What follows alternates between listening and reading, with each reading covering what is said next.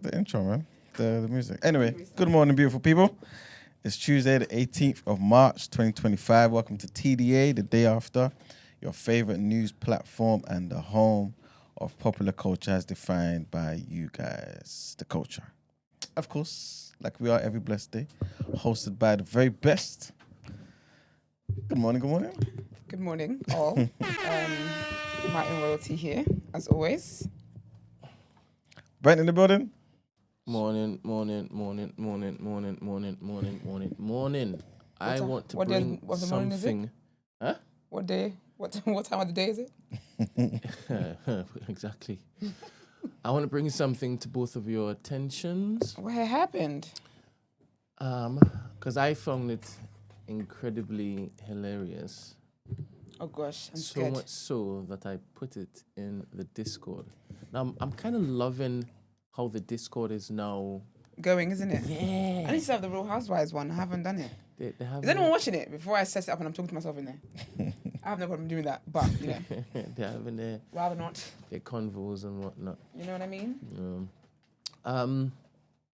So somebody left a comment on YouTube on a post I put up yesterday. First of all, I apologize for not putting up a post on Friday, Saturday, or Sunday about there being no show on Monday. I keep forgetting that not everybody watches the show all the way through, and not everybody watches every single show, right? Fair. So I need to remember. Here 5 days a week. This is it. And that is connected to a point I want to make just now, right? Okay. Our commitment and stuff. Because it's a lot. We're doing a lot. We're doing a bloody lot. We're doing the most. The most. I woke Do up you this morning feeling understand like, how much we're doing? I actually woke up this morning feeling like that, so I'm glad you brought it up. The most. The most. God damn it. Anyway. Anywho. Yeah. So I had a comment come through and I was like, I giggled internally and my soul giggled too. So I had to basically share it. Right? The comment says, are you people taking this thing serious or nah?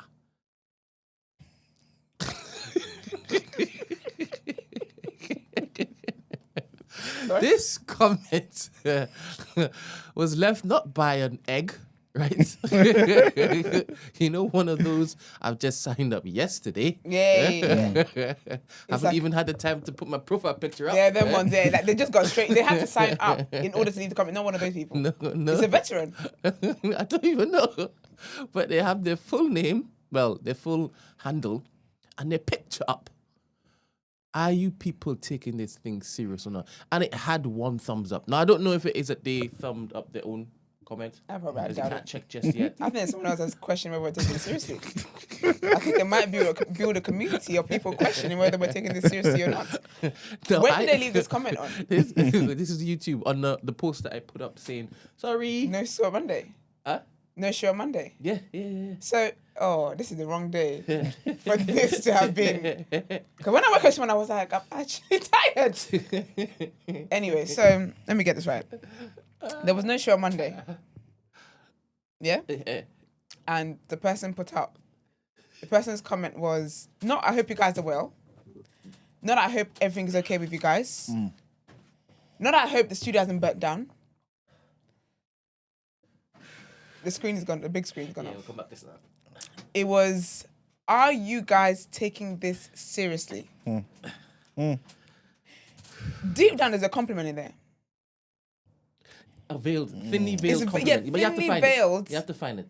You have to really search. You have to want to find it as well. Yeah, you have to do all of that. But your spirit needs to be in the right place to find it. Yeah, because I'm a child of God, I'm very quickly told that there's that. Fair.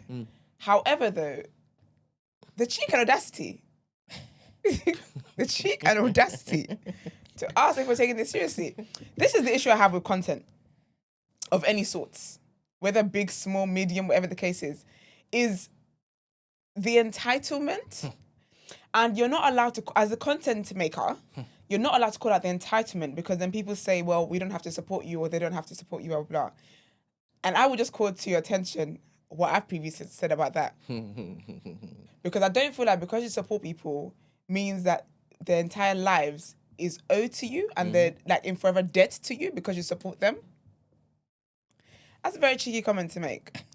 That's a very cheeky comment to make, considering you ain't paying me daily to be here. Because I don't understand it. Like, I don't...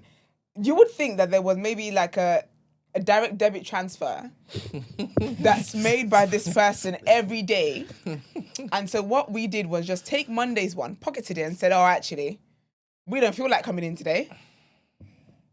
Very cheeky behavior.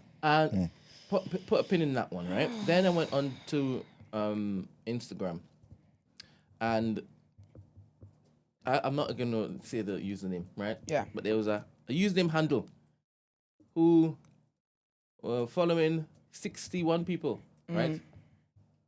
They have no followers, they have no posts, and they have a picture of what looks like a bed.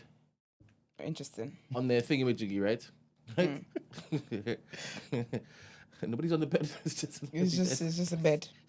And they commented on Ramsey's post, which is the last post I've shared on the thingamajiggy. No show? Question mark?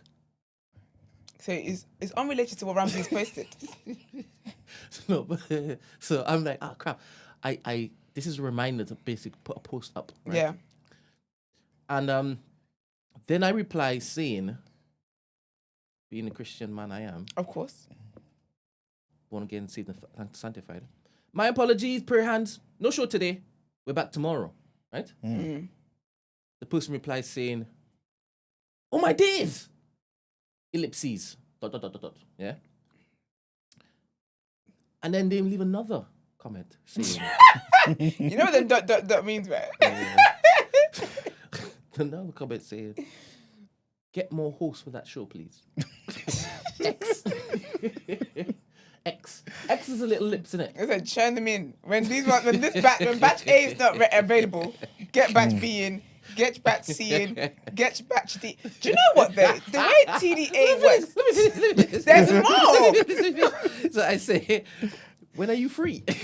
No, okay, word. And I see you not following us. Oh God! Oh God! If people won't kill somebody there, this damn. They are following 61 people, right? And we're not one of them. Nobody's following them. I get no posts. They couldn't even give us that. Oh boy! If we there's people in the chat. Do you know what the maddest thing is?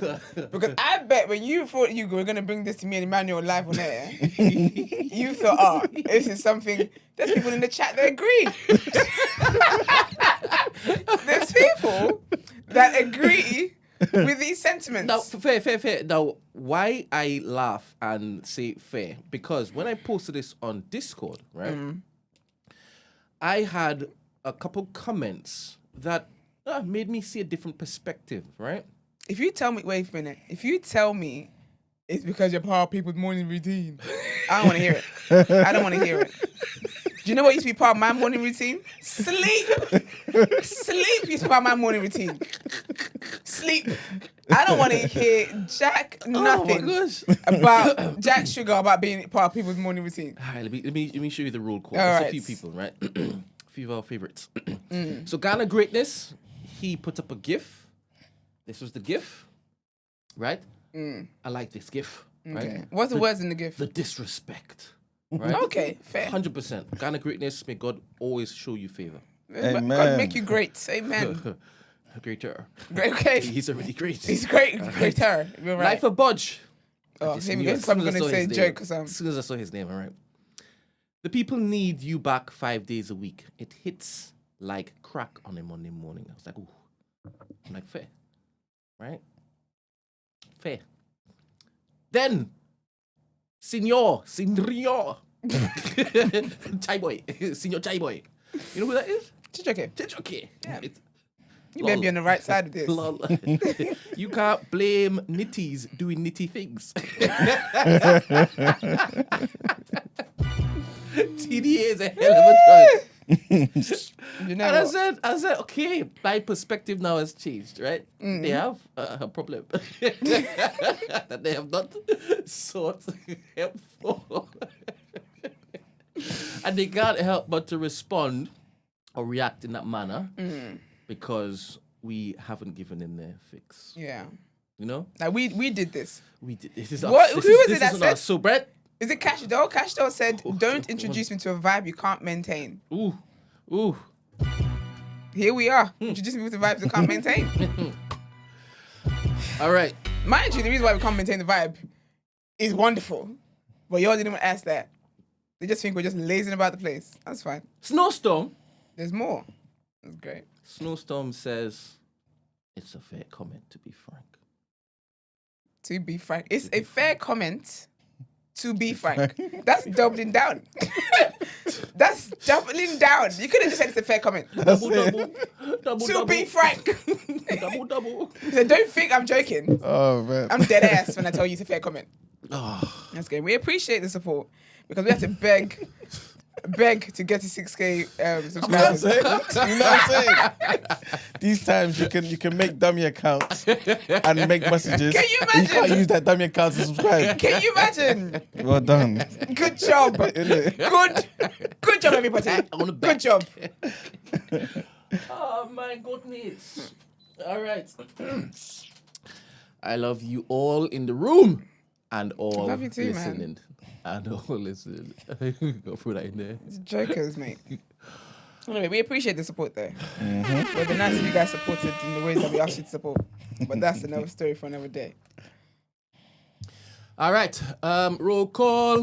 Good morning, TT. Also, sorry, I was gonna say, the lovely man who put in that you need to hire more staff You think it's a man? was a woman. I don't know. It's a bed. You know, like with the way TDA is, we've obviously had a few guest hosts here. Some of them are just like people. Yeah, some of them are people within the community. We've had guest hosts. It's okay to actually put yourself forward. Like 100%. Like it's actually okay. I'm going on leave soon anyway. We need the help. Like We need to put your we need names to put your forward. name forward. It's okay. Put your names forward. Honestly, just come here and just yap with us and whatever the case is. And like, it's nice people obviously submit topic of the day and all that kind of stuff. And I get people have different skills. But I'm sure some of you want to be on the mic as well. Yeah, exactly. Honestly, it's no problem at all. None We have, whatsoever. thankfully, we have started the show as an open doors policy. Doors a bit too open sometimes. But the door's open nonetheless. So if you honestly feel like, you know, I've got a few days here and there, blah, blah, blah, whatever the case might be, just say you want to be a guest host and come on. Like, Holla. we're not even, I'm not being sarcastic, I'm dead serious. Do you get what I mean? Because we ain't got time to be recruiting a new 4 people to come through. I ain't got time for that. But if you want to be a guest host, please message Emmanuel, obviously. Message Eman. I would not see that DM. To be honest, And I'm very listen. I will pretend not to see it. No, don't try It's it. like his betting system is different than mine. The amount of times he kisses his teeth, he's like, with this. Wait. I'm gonna let you do that. I don't see messages because I have a thing about responding to messages. Like I'm overwhelmed by responding to messages, so I don't respond to messages. You know, every time someone messages me on Instagram or I go and message them, I see they sent me a message like a year ago. But to be fair, that I'm so bad that my Instagram doesn't show me notifications anymore. So I keep having to tell people that basically I never saw this notification. So I think the more messages I get, it pushes other ones down, but then it doesn't keep the number. Okay, I get you. Do you get what I'm trying to say? Oh yeah. So I just don't see messages. And of course, someone could say, why don't I change the filter to unread and respond to it all? But if I haven't responded to the ones I got 2 days ago, chances of me doing it for 6, 8, 10 months ago is very slim. Messages overwhelm me. So do you know what, actually, best bet, message the TDA page. Just go directly to the day after page. Brent has the least time with everybody, but he will reply. I will receive you with Open arms. But you will have to have a picture up there. We need to know who it is. You can't for sure. You can't have a bed frame. You will be But back. You ain't gonna come and spoil what we've done. can you imagine the whole setup? Imagine. They kept. Let me not say anything. Because because some people might be sent by particular No word. communities. And you that's know what I'm another saying? thing. Because one thing, was still we rise. Hella people pray in this room. So, anyway, cut long story short. If you want to be a guest host, please, please, please holler. Don't just leave it to Christy and Dr. Marnie and Ed. Like, do you mind the... No. You can also message and contribute. All right. Energy call. Davina, Nams, Imi Snow Globe, Bex. Imi, how was your birthday? Yeah, let us all know. Bex, Ghana Greatness. Who? Big up you. Okay. 9 Ether, T-Fit, Nathan Brown, Izzy Bambino, Dr. Mani, Antonia Hansen. Ooh, Dr. Mani suggested that we watch Adolescence. Obviously, you've seen it already. Sure have. But I think I'm going to do a community service where she basically comes in and we get Yeah, to... I was going to say. Yeah. That'd be sick. That'd be sick. I think because when I watched it, honestly, it will be a great topic of the day. But I think from a psychologist's perspective as well, it'll be really cool. Cool. So I'm saying Dr. Mani's always willing and ready to come in. Big up you, Dr. Mani. All the time, every time. Ed, Mr. Ashlows, The Man from Uncle, Abby Appiah, Reese Roberts, G7. That's a nice name, Reese Roberts. Yeah, it is, isn't it? Susanna, who else? Fanan, Bathroom Diaries, Nikki, Johannes Williams, Sarah, Noreen, DCF Monks, I think I said already. Crucial J, Timmy, Brickavelli. I ain't seen Sarah really in a hot minute. Is she back? Back from where? No, as in like, is she in the chat? Nah. MJT, I know why. Mark E, Star. I don't. What do you know? I heard. Yeah, he said it. Antonia Hansen. Said exactly what he... Latin. Oh! Curtis Jackson, Mobizi, Marlene. This shit. Oh my gosh.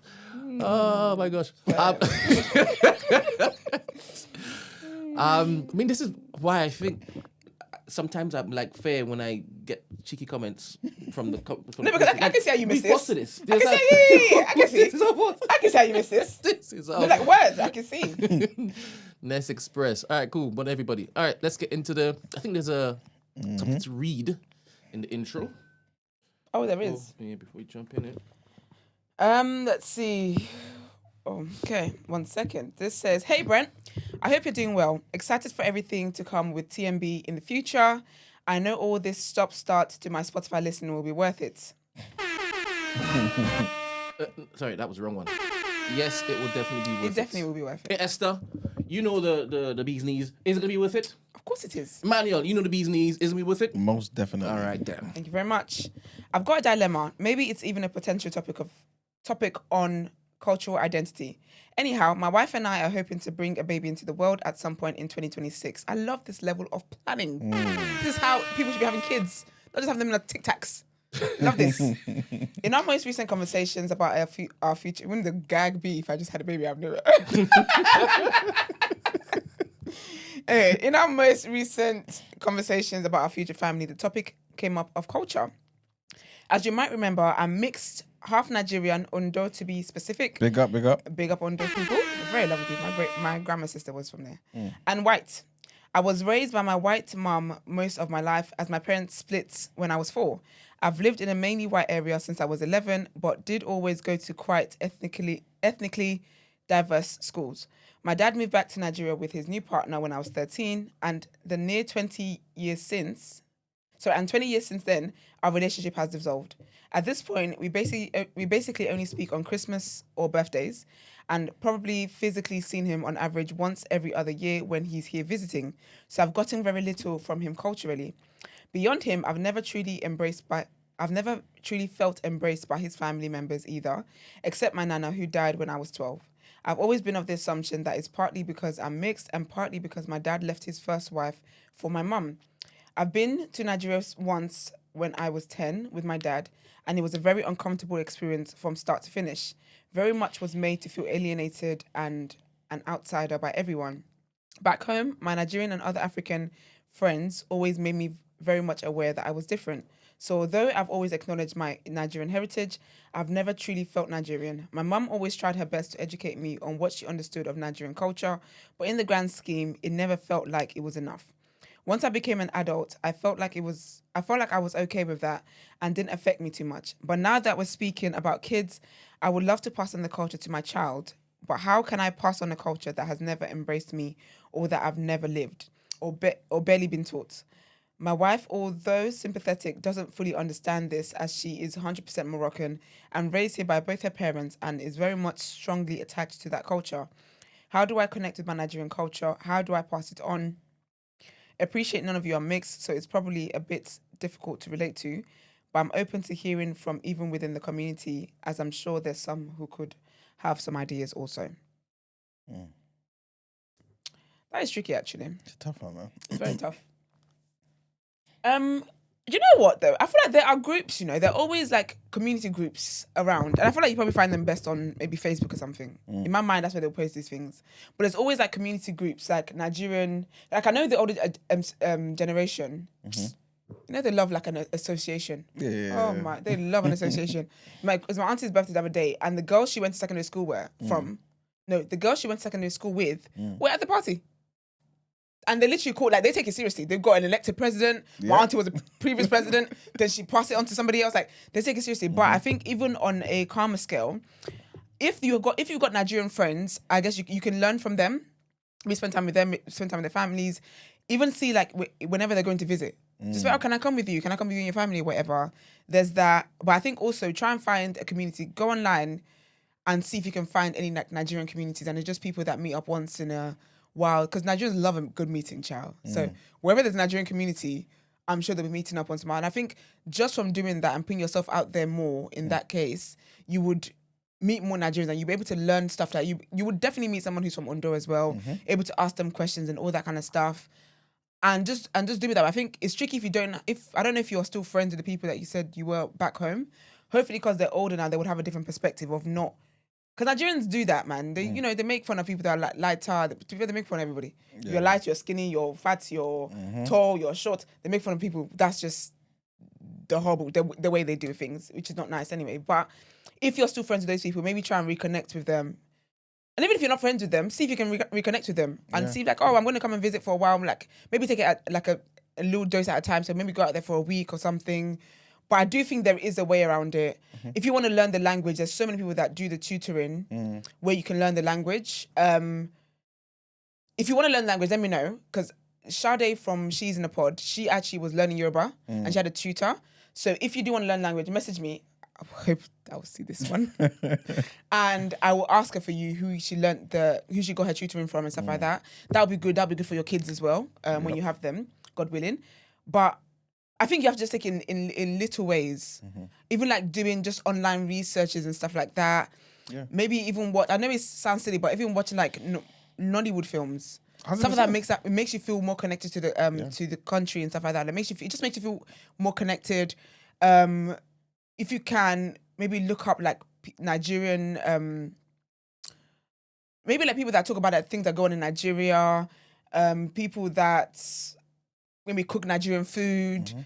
There'll be definitely Nigerian historians online as well. Like, do you think little things like that will make you feel more connected? Those are things that I'm doing as someone who hasn't been there who hasn't lived there permanently since I was a kid, which is why it's so intentional for me now to go back more often and just feel close. It's like, I love my timeline now is Nigerian news, is Nigerian politics, it's Nigerian, it's things that's going on every day, it's Nigerian people. And even when I listen to like Nigerian podcasts, even that, if you like listening to podcasts, let me know. I would suggest, actually, let me just tell you now. There's I Said What I Said with Jola and FK. And then there's, I know they're going to end soon. Hold on, something about 30s. I can't remember exactly what they're called, but it's something to do with 30s. Hold on. It's Road to 30 podcast. They're also a Nigerian podcast. It's a girl and a guy, Dolly and Isaac, I believe his name is. I even followed the girl the other day. Like, it's just little things you got to do. Like, so they talk about things that's going on back then. And it makes you feel closer to home when you can't physically be there. Yeah. There's also Menisms. I can't remember the other guy's name, but Michael Shinari, where he talks that he is very vocal on social media anyway. He talks about like political stuff going on and all that kind of stuff. But like, things like that make you feel closer to home. So I feel like you just got to take those. Don't try and don't put too much pressure on yourself to just go to deep dive. Yeah. All of a sudden, and now you and Tinubu are best friends. No one likes him. Exactly, But you get me? Like, don't try to make it the biggest thing. You will grow and get there. If you haven't had your father in your life consistently for so many years, you're not going to learn everything that you would have learned since you're a child in 1 year, in 5 years, in 10 years even. So be patient with yourself. Don't criticize yourself too much. I think it's really great that you're thinking about having a child and you're thinking about these things because your children will be half Nigerian, half Moroccan. And like you said, your wife's got the Moroccan side down. So it's now intentional for you to do that. If you want to learn how to cook Nigerian food, there's a lady called Sisi Yemi. She is a great cook. She's a great chef. She does it on YouTube. She's also got books and stuff like that. Like, there's so many resources there if we want to be connected to our roots. Yeah. There's a lot there. And I know it feels overwhelming when you're trying to figure these things out, but honestly, take it one step at a time. There's so many Nigerian authors as well. Look up Nigerian authors, read the books. It's those little things that make us feel closer to home, that make us feel closer to our culture. Do you get what I mean? So I would say do that. And I do wish you the best. And I think it will go well. I think because you're very intentional, you will set yourself in places where you're able to do these things. Yeah. And again, like I said, if you've got Nigerian friends as well, go on trips with them. If they're going to Nigeria anytime soon, go with them and stuff like that. But yeah. That's really good. Firstly, I just want to say, I hope it doesn't sound like condescending or whatever. Yeah. Like, well done to you, my Yoruba brother, man. For wanting to, you know what I mean? For wanting to be like, you know what, even though my pups is not around and stuff, I acknowledge that half of me that I want to connect with, you know what I'm saying? And Yoruba culture is the best culture, I just have to say, yeah. But that aside, like... Just a friend. That's exactly what got Tinubu elected. That's why we're in the pickle we're in right now. But what I will say, though, is... I totally agree with everything that Esther said, yeah. There's so many like different resources out there. Like YouTube, and obviously the algorithm will work for you as well. Listen. You know what I'm saying? One Nollywood film. That's what you're gonna see for the next few years. You know what I'm saying? So there's so many different things out there, you know what I mean? So but at the same time, pick up. That's lit. At the same time, what I will say is obviously, pretty much like what Esther said, don't put too much pressure on yourself, yeah. But also be realistic as well about certain things that you can pass on and stuff like this. And also, when I say this, I don't mean this in any sort of way, right? But be mindful of the fact that your children will be half Moroccan, but they'll be a quarter Nigerian. You know what I'm saying? So that quarter may not be there present in their everyday world, if that makes sense. Even in their parents, in what they do and all that sort of stuff. So to overload it might be too much anyway. You know what I'm saying? But because, like Esther was saying, you're very intentional. It's a beautiful thing because to have that connection anyway is going to be good anyway. You know what I'm saying? But anyway, long story short, there's so many different resources out there. The YouTube is there, Spotify is there, Insta's there. Honestly. And the algorithm is going to help you, man. The algorithm is definitely going to help you. Another thing that you should maybe check out as well, I spoke about this on the show, but probably like a year or two now. Remember Mayagun? Yes. I love that channel, Mayagun. Listen, that's my mom, because my mom went to Nigeria for a week, and I was like, the house isn't quiet. I was like, I don't know why, because it's not like we make noise around the house. This woman sat down, I said, that's why it's been quiet. That's why it's been quiet. But again, yeah. Yeah, Mayagun's political diary. on YouTube. That's it, political diary on YouTube as well. Like, he's based in Scotland, I believe. He is based in Scotland, yeah. But he's on the ground somehow. No, but I can't lie. I rate him so much. Come on, my mom's been watching him for years now. Yeah. Like, his researchers, I'm telling you. top tier. I'm telling you. And I love, big up Mayagun, because his researchers, another level. So you know a lot about Yoruba culture and Yoruba, just the fight for liberation for Yoruba people as well. The intricacies of everything to be a Yoruba person as well, back home. Yeah, check out that channel, 100%. But yeah, I think you're on the right track, man. You got the right mentality, so it'll work out for you. Yeah, just a little context for the people listening. This was the fantastic young man who sent in a dilemma time ago. Yes. About... wait. Wasn't the dilemma... you didn't let people know who he was when he sent the dilemma, do you remember? His name. But isn't that... It's a picture of him? Yeah. But you're going to put the picture? No, you ain't putting a picture, are you?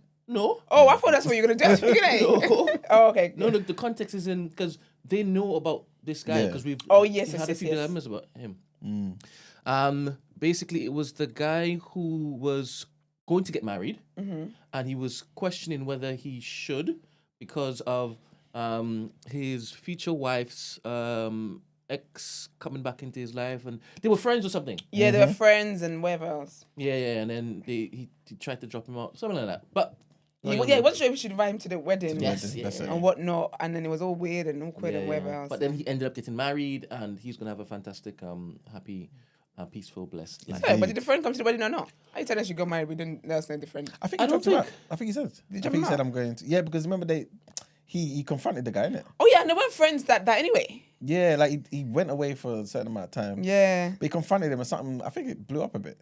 Did Something it? happened. Yeah, I think so. And I I think don't know if you all remember this properly. Hold up. I don't I don't know if he was at the wedding. I don't remember if I don't think he was there. I can't remember it blowing up. No, I don't remember. But I can't imagine someone bringing up to me that I dated your man years ago. Thought What happened? you all want to know that the wedding is still a go. Needed some reflection, time to realize my issues were more ego-driven than anything else. With definitely a hint of self-sabotage, but we've had a few long and important conversations, and we're back on track. Cheers again for all the advice the last couple of weeks. Have managed to sit down with the segment in full. Appreciate every single different opinion. Given plenty of food for thought. Shout out to Ramsey for being. I don't ever want to read sentences like that. Why? You don't want to shout out Ramsey? No. You sound like the guy that was on the Ramsey's video saying, "Where's the Yeah, where's I'm the a show?" hater, Ramsey hater. Fair. It was like, and also a Ramsey lover. It wasn't pause. It was like You say looking. pause? I said no. It was like looking in a mirror. His reaction summed up my initial reaction to all of this to a T, and give Esther an extra special shout out for me. PPP. The next time you talk to her, there you go. I know she's had a tough time of it recently. I don't know Where what was she was this? going through. But she's I'm having a she's great def- time in life right now. Black Rock Gate. But she's definitely made me wonder about the whole self-sabotage thing. Again, love to the Okay. whole TDA family. Yeah, I mean, like, this is enough context. Big up you, love. Yeah, man. All right. Let us get into the headlines.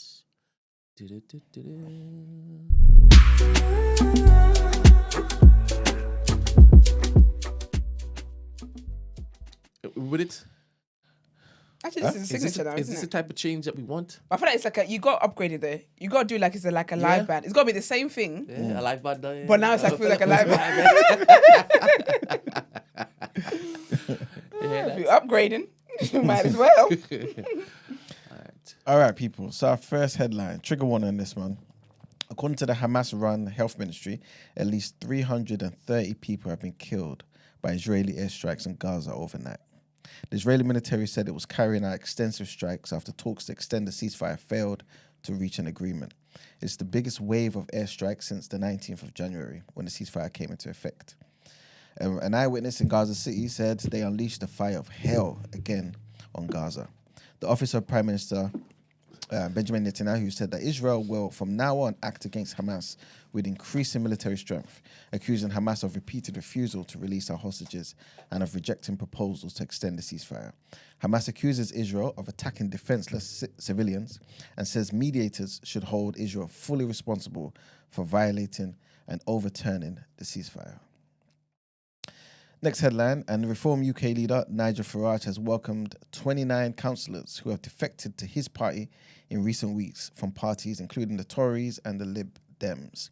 It takes the party's total number of council seats to more than 100. Speaking at a press conference in Westminster, Farage said that the defections demonstrated how his party was broadening and deepening. However, it comes as some Reform members are expressing concern about the party's leadership with the suspension of MP Rupert Lowe from the party. On Sunday, Maria Botel, who's a councillor, on East riding of Yorkshire Council quit the party. She accused the leadership of a lack of integrity and resolve and said that the treatment of Lowe had been the final straw. Farage acknowledged that the party had experienced a little bit of turbulence over the past few weeks. He said the suspension of Lowe had caused consternation, adding that any argument that's seen to happen within a family does, he says, any argument that's seen to happen within the family does, but I can promise you that in terms of our progress and our planning, that upset is very much at the edges. And our last headline, the former head of Ofsted, Amanda Spellman, has criticised the education secretary and accusing her of giving a great deal of time and attention to the teaching unions. Speaking to the Daily Telegraph, Ms. Spellman claims effective reforms are being reversed, referring to potential changes to academy schools' powers. The Children's Wellbeing and Schools Bill is set to change the rules around how academies pay their staff and the material that they can teach, which critics say threatens their autonomy. But the DFE, the Department for Education, says it's a landmark reform and delivers on its mission to ensure that all schools can attract and retain the best teachers. In a piece covering academies, qualifications, the curriculum, and Ofsted itself, the ex-chief of the organisation said the Education Secretary should reconsider the reforms in the bill before the damage is done. An inquiry into Ofsted was launched last year after the death of the head teacher, Ruth Perry, who died by suicide following an Ofsted inspection. But Ms. Spellman claimed that the changes to Ofsted were being done to please unions by making it much less likely that inspection will detect weaknesses or convey a negative message. And that's it for the headlines. Right, let's get into what you're saying, topic of the day. Forgot to shout out my babes, the receipts. Did you see them? I sure did. Big up the girls. What happened? They got their own space. Yeah, they got their own space. Big up. Yeah, took the plunge and have their own private studio. So proud of them, man. That's really simple. I'm proud of them. I'm just proud of their growth in general, child. I'm just proud of how people thought. Yeah. Do you know what I mean? People thought they were going to be like, obviously Millennium left or whatever, and people thought like, oh yeah, you guys are done, and they've only just elevated since then. They had Mel B on the podcast the other day. Yeah. Wow. Mel B. Did they have Louis through after after the before? Yeah, was it before? Oh yeah, after. It was after, wasn't it? Yeah. It was after. They've had Tatiana Ali as well on there. They've had Kalani on there. They've had just great guests, and it's great guests and great conversations. Big up the receipts every time, man. Every time. Every single time. That's what we love to see. They've tried to bring them down, but the devil's a liar. Okay. Won't Jesus do it? Amen. Hallelujah. I'll tell you where it is afterwards. Okay, lovely. Yeah. All right, people. Bang. I can say your people.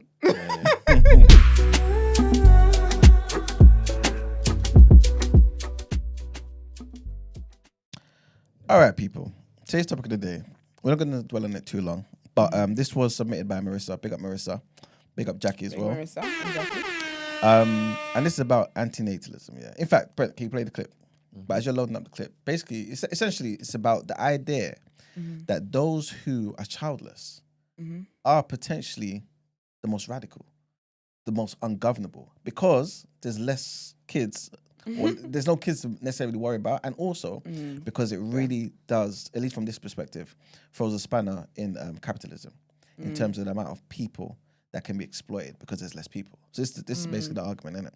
So I wanted to kind of talk about this briefly. All right, and here we go.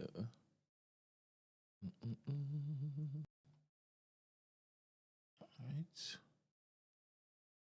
Based Substack essay on anti-natalism. The author is super political. He discussed how capitalism needs all to have zillion kids to feed its endless demand for cheap labor to exploit. But he also talked about something that hadn't occurred to me, and I had no exposure to the anti-natalist stuff, which is that having kids just politically castrates the adults in society. One of the most dramatic examples he gave was people that have kids can't go protest and burn cop cars, but also people with kids can't take financial risks. They'll put up with exploitation and abuse when it comes to wage labor and renting homes. And capitalism weaponizes people's kids, right? Think of the children. You can't switch jobs this late in life. You're going to fail your kids. You can't risk your safety to go fight for change in some kind of big way because you need to be around to protect your kids, so stay home. And I am deeply anti-natalist myself. For deeper reasons than just anti-capitalism, but that is obviously a huge part of it. But anyway, I will be banging the drum about that from now on. You can add that to my rotation of scalding hot political opinions.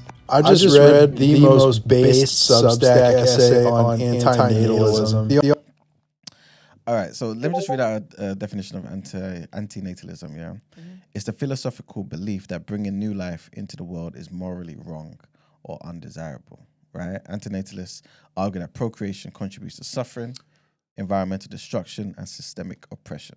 I apologize. Let me see if I can fix this. Let's listen to that again with the echo off. Hold up. Because this update happened yesterday and I forgot to do something. Hold on. Let me see if I can fix it now. 1 second, people. The author is super political. He discussed how capitalism needs us all to have a zillion kids to feed its endless and for cheap labor to exploit. But he also talked about something that hadn't Please let me know if you can still hear an echo. Hold up. occurred to me, and I have no exposure to the anti-natalist stuff, which is that having kids just politically castrates the adults in society. One of the most dramatic examples he gave was people that have kids can't go protest and burn cop cars, but also people with kids can't take financial risks. They'll put up with exploitation and abuse when it comes to wage labor and renting and homes. And capitalism weaponizes people's kids, right? Think of the children. You can't switch jobs this late in life. You're going to fail your kids. You can't risk your safety to go fight for change in some kind of big way because you need to be around to protect your kids, so stay home. And I am deeply anti-natalist myself. For deeper reasons than just anti-capitalism, but that is obviously a huge part of it. But anyway, I will be banging the drum about that from now on. You can add that to my rotation of scalding hot political opinions. I just read the most All right, hopefully that should have been better. All right, so okay, obviously you guys heard his arguments and whatnot, yeah? I don't think we necessarily need to go so extreme and start thinking that bringing life into the world is morally wrong and undesirable. Yeah, it's not I'm assuming people don't agree with that, but obviously, you say that. You know what I'm saying? But does he have a point though, in terms of it being something that is really against systemic oppression? If you take this approach, if you're talking about the future of the world and thinking, wait a minute, capitalism, if you're one of those who believe capitalism relies on exploitation of people, if there's no people or less people, surely this fixes the issue in some capacity. Yeah, I mean, I definitely agree with him on saying that. I mean, yeah, capitalism does need people to be oppressed. It needs people to not exactly challenge the status quo and all that kind of stuff. Absolutely does. And the people that are more likely to challenge are people that are single and essentially have nothing to lose. Do you get what I mean? If you're a parent, rightfully your worry is going to be your children. It's going to be their livelihood. It's going to be like you're tied in. Having a child, you're tied in many ways that capitalism needs you to be tied in to keep capitalism going. Do you get what I mean? Obviously, we find now life is so expensive anyway that rarely, like it's no longer the norm for one parent to work and the other parent stays at home kind of thing. You tend to find both parents working. That helps capitalism.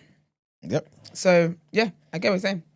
So do you feel like that is a stance? Do you feel like that is the ultimate stance? Because obviously we can go via different routes. We can ask for reform. We can elect different politicians into power and things of that nature. Yeah. But is this the ultimate stance? Is this the main? Is like the final boss? Well, not having children. Yeah.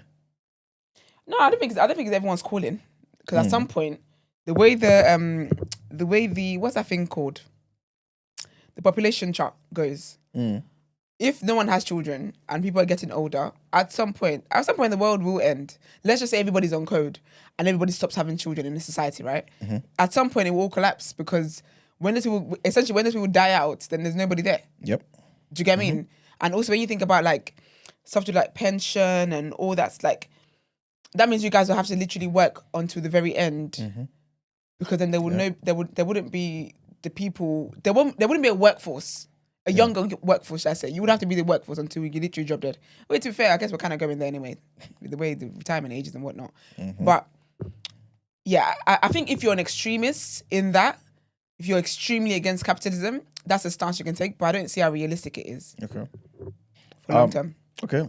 Brent as well, yeah, both of you. Yeah. Do you feel like, even if again we don't go to the extreme like that, yeah, do you feel like it is a true statement to be like those without kids are potentially more revolutionary than those with kids? Do you feel like that is probably the best time of your life to be a rebel and a radical when you don't have kids? Because maybe, like you said, there's less at stake in terms of there's less to worry about. You know what I'm saying? You ain't out there thinking, oh, what about my kids? You ain't spending all your time over there like these oil people and not making no money for your kids. You know what I'm saying? Is that something? It depends what you want to do. Because I don't think both genders take responsibility for parenting the way in that way. So it might be what stops women, but I don't think is what stops men. Interesting. Do you get what I mean? So why do you say that though? Why do you think that? Because women are still the primary caretakers of children. Like, do you know what I mean? There's still a lot of bias about that. When you look at paternity leave, men don't really get as much as women do because there's expectation that the woman take care of the children. There's just more expectation and more responsibility for women to take care of the children. So even when you think about like careers in families, the woman has to stop hers in order to care for the children, and the man just goes on and flourishes, becomes an executive. Like, that's typically what tends to happen. So it might stop women from being radical in like protesting and all that kind of stuff, but I don't think it necessarily stops men. Of course, they might choose not to because they've got work or whatever the case might be, but I feel like they've got more freedom to do that than women do. Okay, I hear you. So yeah. Ben, what's your thoughts on that, man? I think it has different threads, many different threads, because all the examples of the revolutionaries that I know, in my mind, the majority of them, they had children. But as Esther said, they were at home being looked after, right? Yes. And I don't know if they're connected in that manner, as intrinsically connected as that particular video suggests or looks to posit. I don't think it is. I think when you have an urge, you have an urge. When it is that you know you need to speak out, you don't pause your entire life before deciding to have children to then say, I can't have children because of this. You just do. Go. So I don't know if it's linked like that, but I guess you can find some cases. Like for me, when I first heard it, I'm like, I got no children. And I'm fiercely revolutionary, right? Not just in action, but in thought. And I don't think that. To be honest, I've just caught myself. I've actually said certain times, I got no time. But I've also said I got no time for lovers. Do you understand? Yeah. So it's not. Let me stop, because as I'm talking, I'm processing it in real time. I do believe it will slow me down if I decide I'm going to now dedicate my time to having a child, because I want to pour everything into that child. Yes. I want to make sure that child is reared properly, and in my mind they would need the majority of my attention. But I've also said, I'm also been on the record saying, when I have children, if I have children, I'm getting nannies and that. Yeah. Do you understand? Because I don't feel as though children should look to stop or limit or hinder you doing what you're supposed to be doing. Nobody tell me about the boat and the children, please, because it's not relevant right now. But yeah, man. Do you feel like they can enhance what you're doing though? Because you will have renewed purpose, like and I guess the world that you're fighting for now includes your own flesh and blood. You know what I'm saying? That come from you. You know what I mean? Like, you're not just fighting for the ideas of people that, you love in theory, right? But there's no connection to. You're now fighting for a world that includes your offspring. You know what I mean? Do you feel like you're more able to put yourself in a line? Potentially. Because you, sorry, I didn't hear you because I just stepped out. Are you saying that because the world in which you're fighting for is for them? Yes, exactly. I guess so. I mean, I can't too much relate to this, right? Because I'm only going to feel that extra element of care for what their future looks like when I have them. Absent them, I'm not sure if it is like an answer too tough, but one would think that maybe yes. Because I think I asked you and I asked Stephen what happens when it is that firstborn comes into the world. And you say, it's undescribable, all right? And I kind of, get a little jealous each time it is I hear an account like that because I'm curious and I like to experience things for the first time, right? I would like to see what happens to me if and when I have a child. I don't know what would happen, but in my mind, it should be a better version of me. 100%. It should be a better version of me. But I definitely don't want it to be a case where I slightly resent them because they've taken me away from what I feel I've been put on the earth for. You understand? Yeah. And I have to fight that. But would that only happen if you were, if, for example, it was unplanned, right? And it just, you know what I mean? Because of maybe, obviously, the responsibility that you now have to looking after them. Because it's unplanned, it now pulls you away. And because you're not the type of guy to run away from your responsibility, you have to be there. Do you know what I'm saying? But the unplanned thing, I think, is the bigger part. If you planned it, yes, it will be tough to manage everything, but it would, why would you feel like it's pulling you away necessarily, if that makes sense? Would that just enhance you and just be a different version of you? You definitely won't have as much time for a particular thing, but would it be a different style to your approach? Yes, and I think in you saying if it's planned, I could see the differences to my approach, planned and unplanned, right? Yeah. I could see some. One I can't speak to is the unknown, because I could plan all I like, but I might have a child and that child might be, God forbid, mentally impaired, right? God forbid. And that might change my entire outlook. I didn't plan for this, So I hear you with the planned stuff. That's true. And I'm on record saying I want to be in a position where even if I planned it, there's still help so that it alleviates myself and my wife. Yeah, focus is always on the person Yeah, I hear it, man. I hear it. I think the girls, Dolly asked Audie this same question the other day, right? Yeah. About the whole, there's this thing going wrong where there's both and there's your husband, there's your child, and you could only say one thing, Majiggy. And I'm thinking, here's this old chestnut again. Obviously, well, what did Audie say? What do you say in an eye and everything? She said what?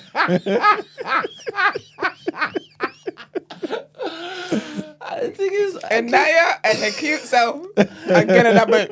I'm thinking, am I wrong? Am I broken? Because You're cheating your partner. It doesn't matter where or who says it, right? Do I need to basically have a child to then be asked the question again? Do you know what? I don't think so, because this is why I get where you are coming from. Yeah. I get why people will choose their children, because the sense is that the child is like a helpless person and they need your help, and your husband or your partner can pull themselves up. They can try to, right? That's unfair. That's unfair. No, but I'm saying that I can understand maybe that's how people are thinking. However, I understand why I would pick my partner. That's my rib. Yeah. Because the thing, because I think, and again, we talked about it before, but this is partly, and I'm not saying it's the both situation, but this is partly why when people have children, they just get in the motion of taking care of the children, and they don't pour into their relationship.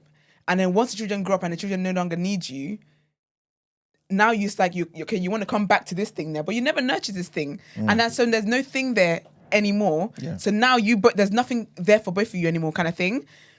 Because my mindset is that when my children, my husband is going to be my priority because that's my partner. That's the one I chose to be with. But obviously there were circumstances where I would have to take care of my children before him, which is fair enough. But when it's all said and done, that's the person I'm doing life with. That's the person that shares my burdens with me and just gets it. So I think it's unfair because how the question was posed to me, in my mind, I've translated it as such.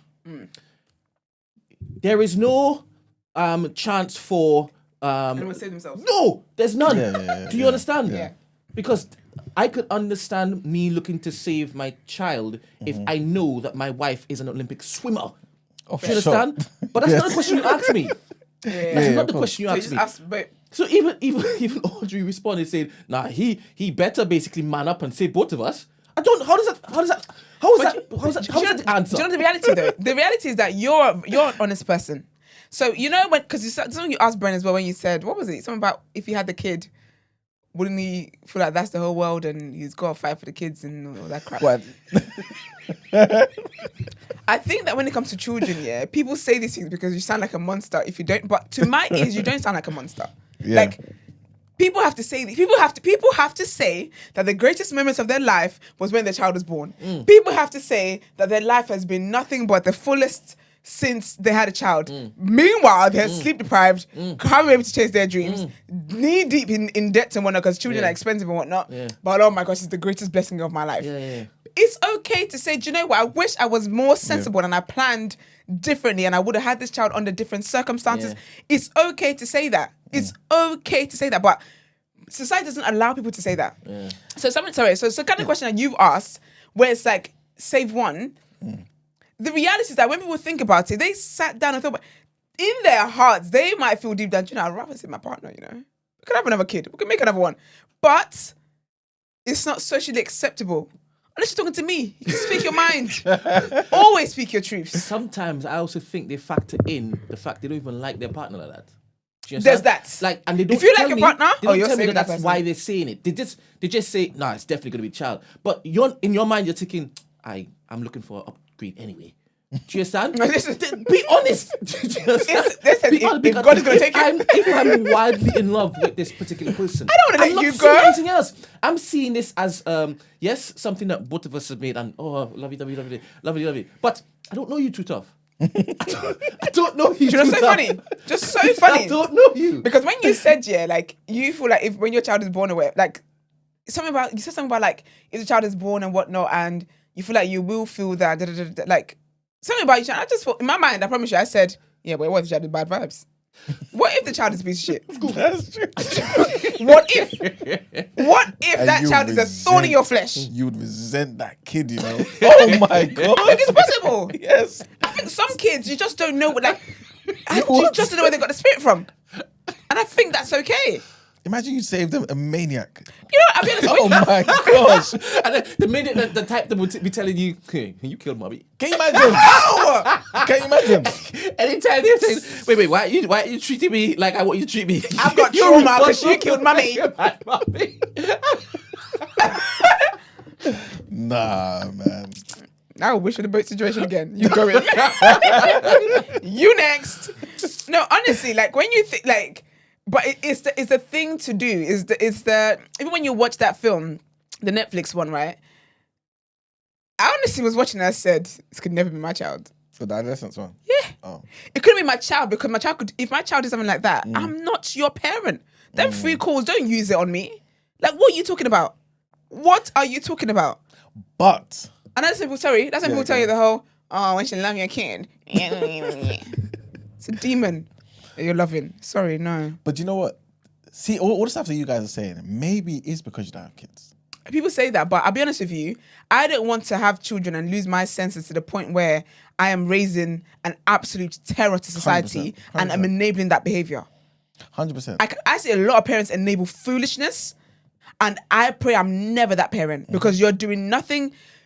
I feel like you have to raise your children to a point where, because you could live old. That's everyone's prayer. But as a parent, you might not always be there for your children. And so they might have to go, and that's how my mum raised us. We might have to go and live with somebody else because for whatever reason, or you don't know what circumstance you're going to find yourself. And even if not in the extreme cases of death or whatever, just be respectful to people, treat people well, be pleasant around people. I'm seeing people raising terrors who you don't even want to be around. 100%. And then something happens to you, F off and you die now. Now people feel bad, take your child in, and regretting the day you died. Cursing the day you died, as a matter of fact. So I get that there's certain love that you have. Like, I get that more in terms of protection. I can see how having a child would change your answer from you would save your partner to you would save your child. That I can see, but not enabling foolishness. Too much foolishness is enabled with certain children, and it makes no sense. Child 100%. Is bullying child is bullying the parent, bullying people at school, bullying. You will go to military school, and you will go to military school. Let me ask you both this question. Let me ask you both this question. Would you have the same? Would it be the same answer for you to save your partner if you're not married to your partner? Yeah, for me, you're a good man, Savannah.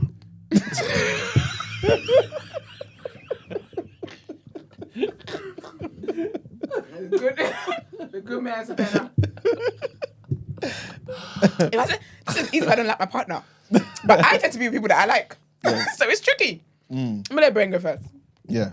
Yeah, this is not a. So this is like you said, the love of your life and all that good stuff. Yeah, Mama, I don't. A child too. Yeah. I don't look to separate that stuff like that. Mama. Okay, cool. Yeah, remember, he's on the desert. They're married already. Yeah. My heart's fluttering. Listen. Your mind. Yeah, I hear it. Dear. So obviously for you, it would be. Sorry, let me not speak for you. What would it be, man? Your wife or your child? Child, man. You're saving the kid. Yeah, you have to. I don't know. Do you know what? If different. there's anybody that's actually a parent that would save their partner, please rise up. Yeah. I'm curious. To be fair, I get both arguments though. Yeah. I definitely get both arguments because like especially type of person I am, you just think, just make more, innit? But at the same time, also the type of person I am, get another wife. You know what I'm saying? They're both parties replaceable. To save myself. The most important person to save is me.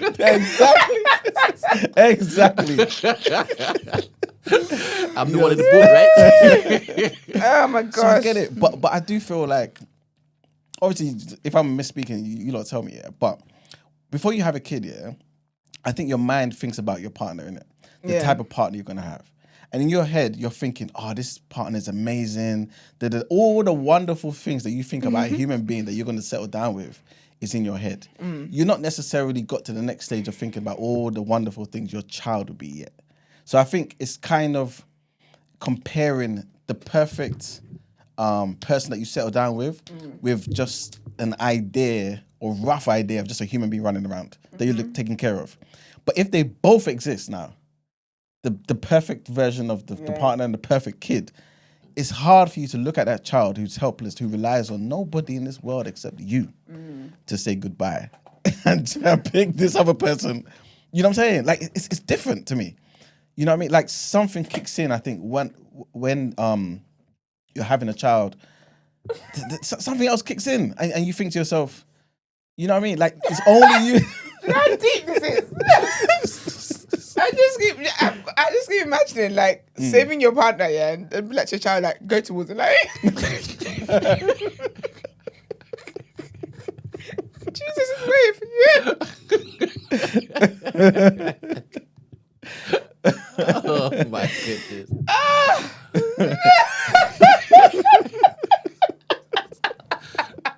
Sorry, hold up. You haven't got another couple next to you, yeah? Hold up.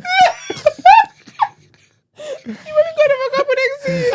Let's save the kid. And now that kid is looking at you.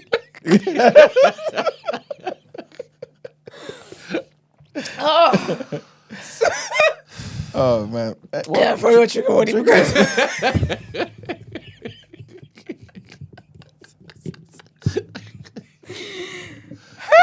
You lot, man.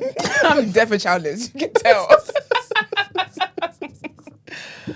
Oh man. What are all the parents out there? You're doing a great job. Some of you, anyway. Who's this?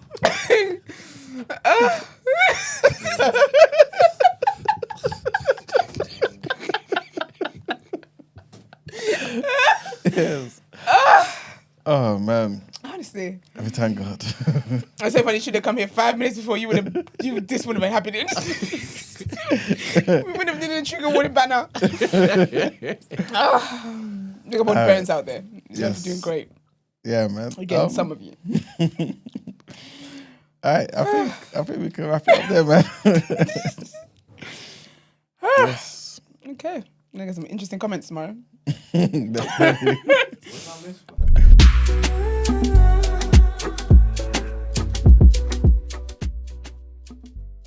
by people, I mean me and Brent. It's the vote question, isn't it? You have one person to save. The vote. Yeah. Kill the kids again. She joined me. But she added extra stuff. I made a whole episode. All right, people. So, on to the next headlines. The UK and France have urged Russia's President Vladimir Putin to prove he wants a peace deal with Ukraine ahead of talks between Putin and Donald Trump today, on Tuesday, right? French President Emmanuel Macron hailed the courage of Ukraine's President Volodymyr Zelensky in agreeing to a ceasefire proposal and challenged Russia to do the same. Macron posted on X, "Enough deaths, enough lives destroyed, enough destruction. The guns must fall silent."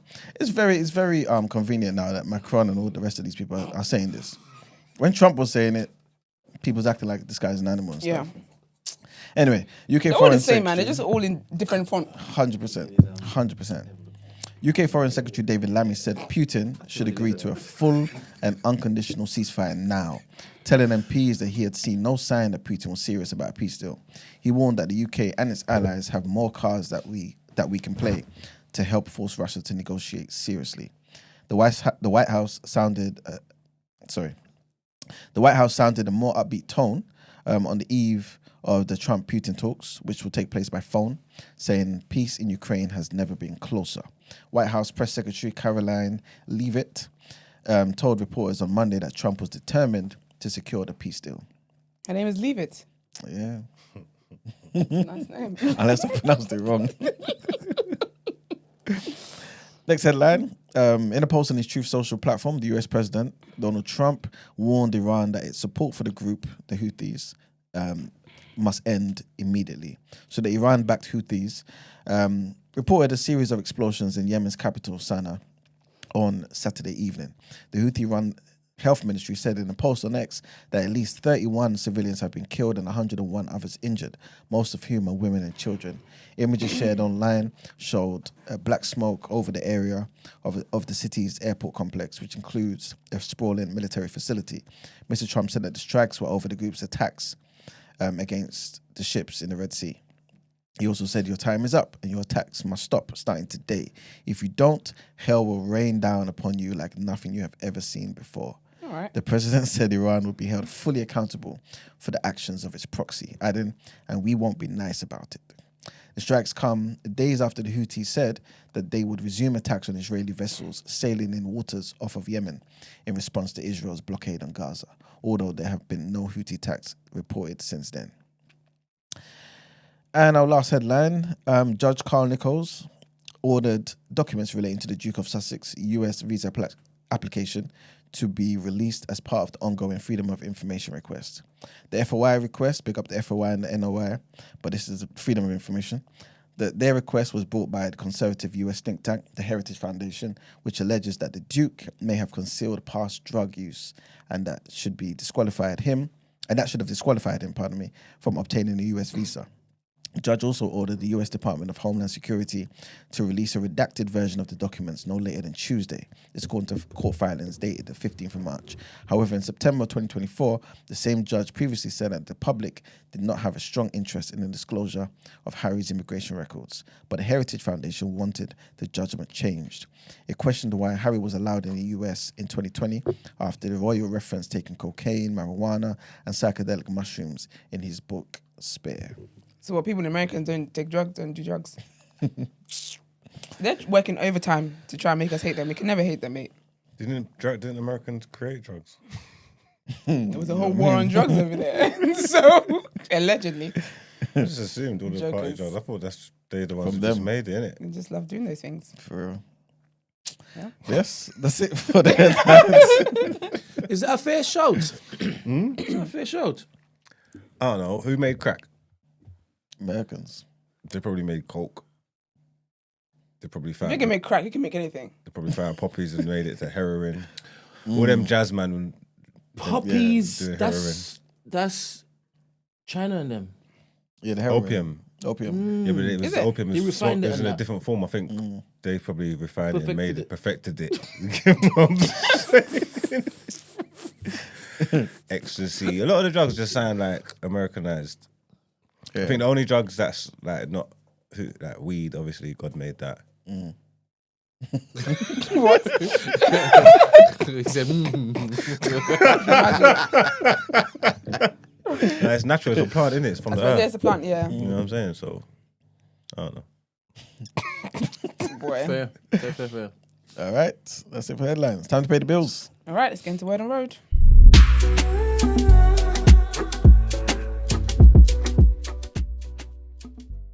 All right, start off positive. So Normani, and she was in a girl band called Fifth Harmony, and then they all broke up and whatnot. She's a solo artist, but she's dating a guy called DK Metcalf. He's a basketball player. I think a basketball player. I don't know. I think he's a basketball player. His What name does Russell sounds- Wilson do? Who? Russell Wilson, Ciara's man. American football player. He's a So he's football a player. football player. Yeah, that's it. Yeah. So he's a football player. And cut a long story short, basically, it actually says wide receiver on here on my screenshot. Fair. But yeah, they are engaged, which is so lovely. So he was at those conference things that they do. And he announced, this was last week, by the way. He announced it saying that he just proposed to her literally the day before. And he was like, "Come on, baby, show them the rock." It is a rock. Love stuff like that. But it's such a sweet story because they were introduced by Ciara and Russell. And I just think, if you're going to be introduced to a man, you'd want it by Ciara and Russell. And then here we are, 3 years later. So congratulations to them. Really sweet. Love it. Ciara did post saying, "Russell and I knew when we introduced y'all 3 years ago, love was truly in the air." And she said, "Now you're going to be built up forever." And this is the best news. So they FaceTimed them with, obviously, when they were engaged and stuff. Really sweet content. Love to see it. A while ago, I told you that Jonathan Majors has a new film coming out. It was meant to be picked up by another studio, but obviously, given his whole trigger warning, given his whole assault thing against his ex-girlfriend, they basically decided not to, and then a smaller company picked it up. And the film is meant to be out. When is it out? Is it next month or something? Soon. It's soon. I will let you know at some point. But anyway, so as a reminder, he's basically blacklisted, essentially, from Hollywood because of allegations of him assaulting his ex-girlfriend, Grace Jabari, the white woman that he wanted to be Coretta King. It's not Scott, yeah. Coretta King. Yeah. And he said he wanted her to be like, she should be a bit more like Michelle Obama, this white girlfriend. He was right, by the way. Correct, Scott King. Correct. Okay, yeah. So there was that whole thing. They went to court and whatever. He didn't get prison time. He did have to enroll it. I think it's like anger management or something like that for abusers, something like that for anyway. Anyway, Carl, so obviously he denied ever being physically abusive or whatever else, blah, blah. At the time, there was video footage and whatnot and different witnesses. She had a fractured finger, blah, blah, blah, blah, blah, whatever. Carl, long story short, there's an audio that has now come out of him admitting to strangling her. Yeah, it's just a whole thing. So at the time, one of the things that came out was that he basically, because he obviously allegedly he had assaulted her and whatnot, but he told her not to go to the hospital because of the repercussions that it would have for him and his career. Fair. Have we got audio? No, I don't think someone will play anyway. Okay. Yeah, it's crazy. I'll tell you the script though. Oh, you heard it? No, I didn't. I just tried to Okay. stay away from certain things. It's just. I'll tell you what he says in the audio though. So basically, in the audio, he's basically. I'm not gonna make that reference. Not today. Well, you want to know if it is sexual in nature? Who? No, I just want to see. Who, me? What do you mean? How could it be it wouldn't be sexual in nature when he's admitting to abusing her. Oh, No, I we're thought just it was talking about- strangling. No, we're just obviously strangling her. we're talking about the voice. I was wondering if we had the audio to accompany it because I haven't heard it. I don't know. Yeah, I'm wondering if it is that you were trying to place whether it is the song. Oh. Yeah. Oh, I get sexual you. nature. Yeah, I get you. Yeah, but Oh, no, your it brain does work different. It wasn't the speeds. sexual kind of. I just wanted to hear it basically. Just to hear it. Yeah, like why not? Yeah, fair. So basically, me too. I want to hear it. I mean, I didn't know about this audio. yeah. So it's Rolling Stone are the ones who have come out with it, and then obviously other publications are. Oh, serious? Yeah. I need So to find this. they're the ones who got a hold of the tape. I thought he was gonna they was moving like he was slightly gonna make a little comeback and all that. Yeah. So that's why. So this is why it's interesting because his film is about to come out, and obviously his PR, Megan Good's PR, I guess they joined forces. They've been doing a good job on cleaning up his act. Like people are like saying nice things about him in Hollywood again. Michael B. Jordan is talking about wanting to work with him again, and then obviously this just showed up because he says he didn't do anything, or he denies it.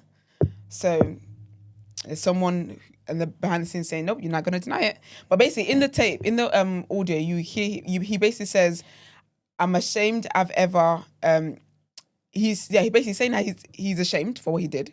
And he also says, I've never been aggressive with a woman before. Mind you though, at the time all of this came out with his ex-girlfriend, there were 2 other women who had dated him in college and whatnot.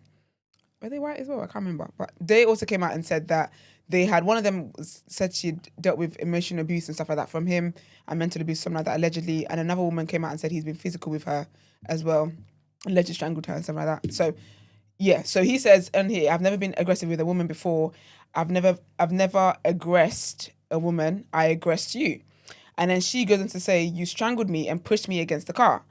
And then he says, yes, all those things are under aggressed. Yeah, that's never happened to me. And then he went on to say, yeah, she said, I think they were then going back about why it was to happen, something about saying this, blah, blah, blah. And then she just basically says to him that there's something inside of you that's made you do this, basically. But he's obviously maintaining that he's never done this before and he doesn't know where it came from, blah, blah, blah, blah, blah, blah, blah, blah.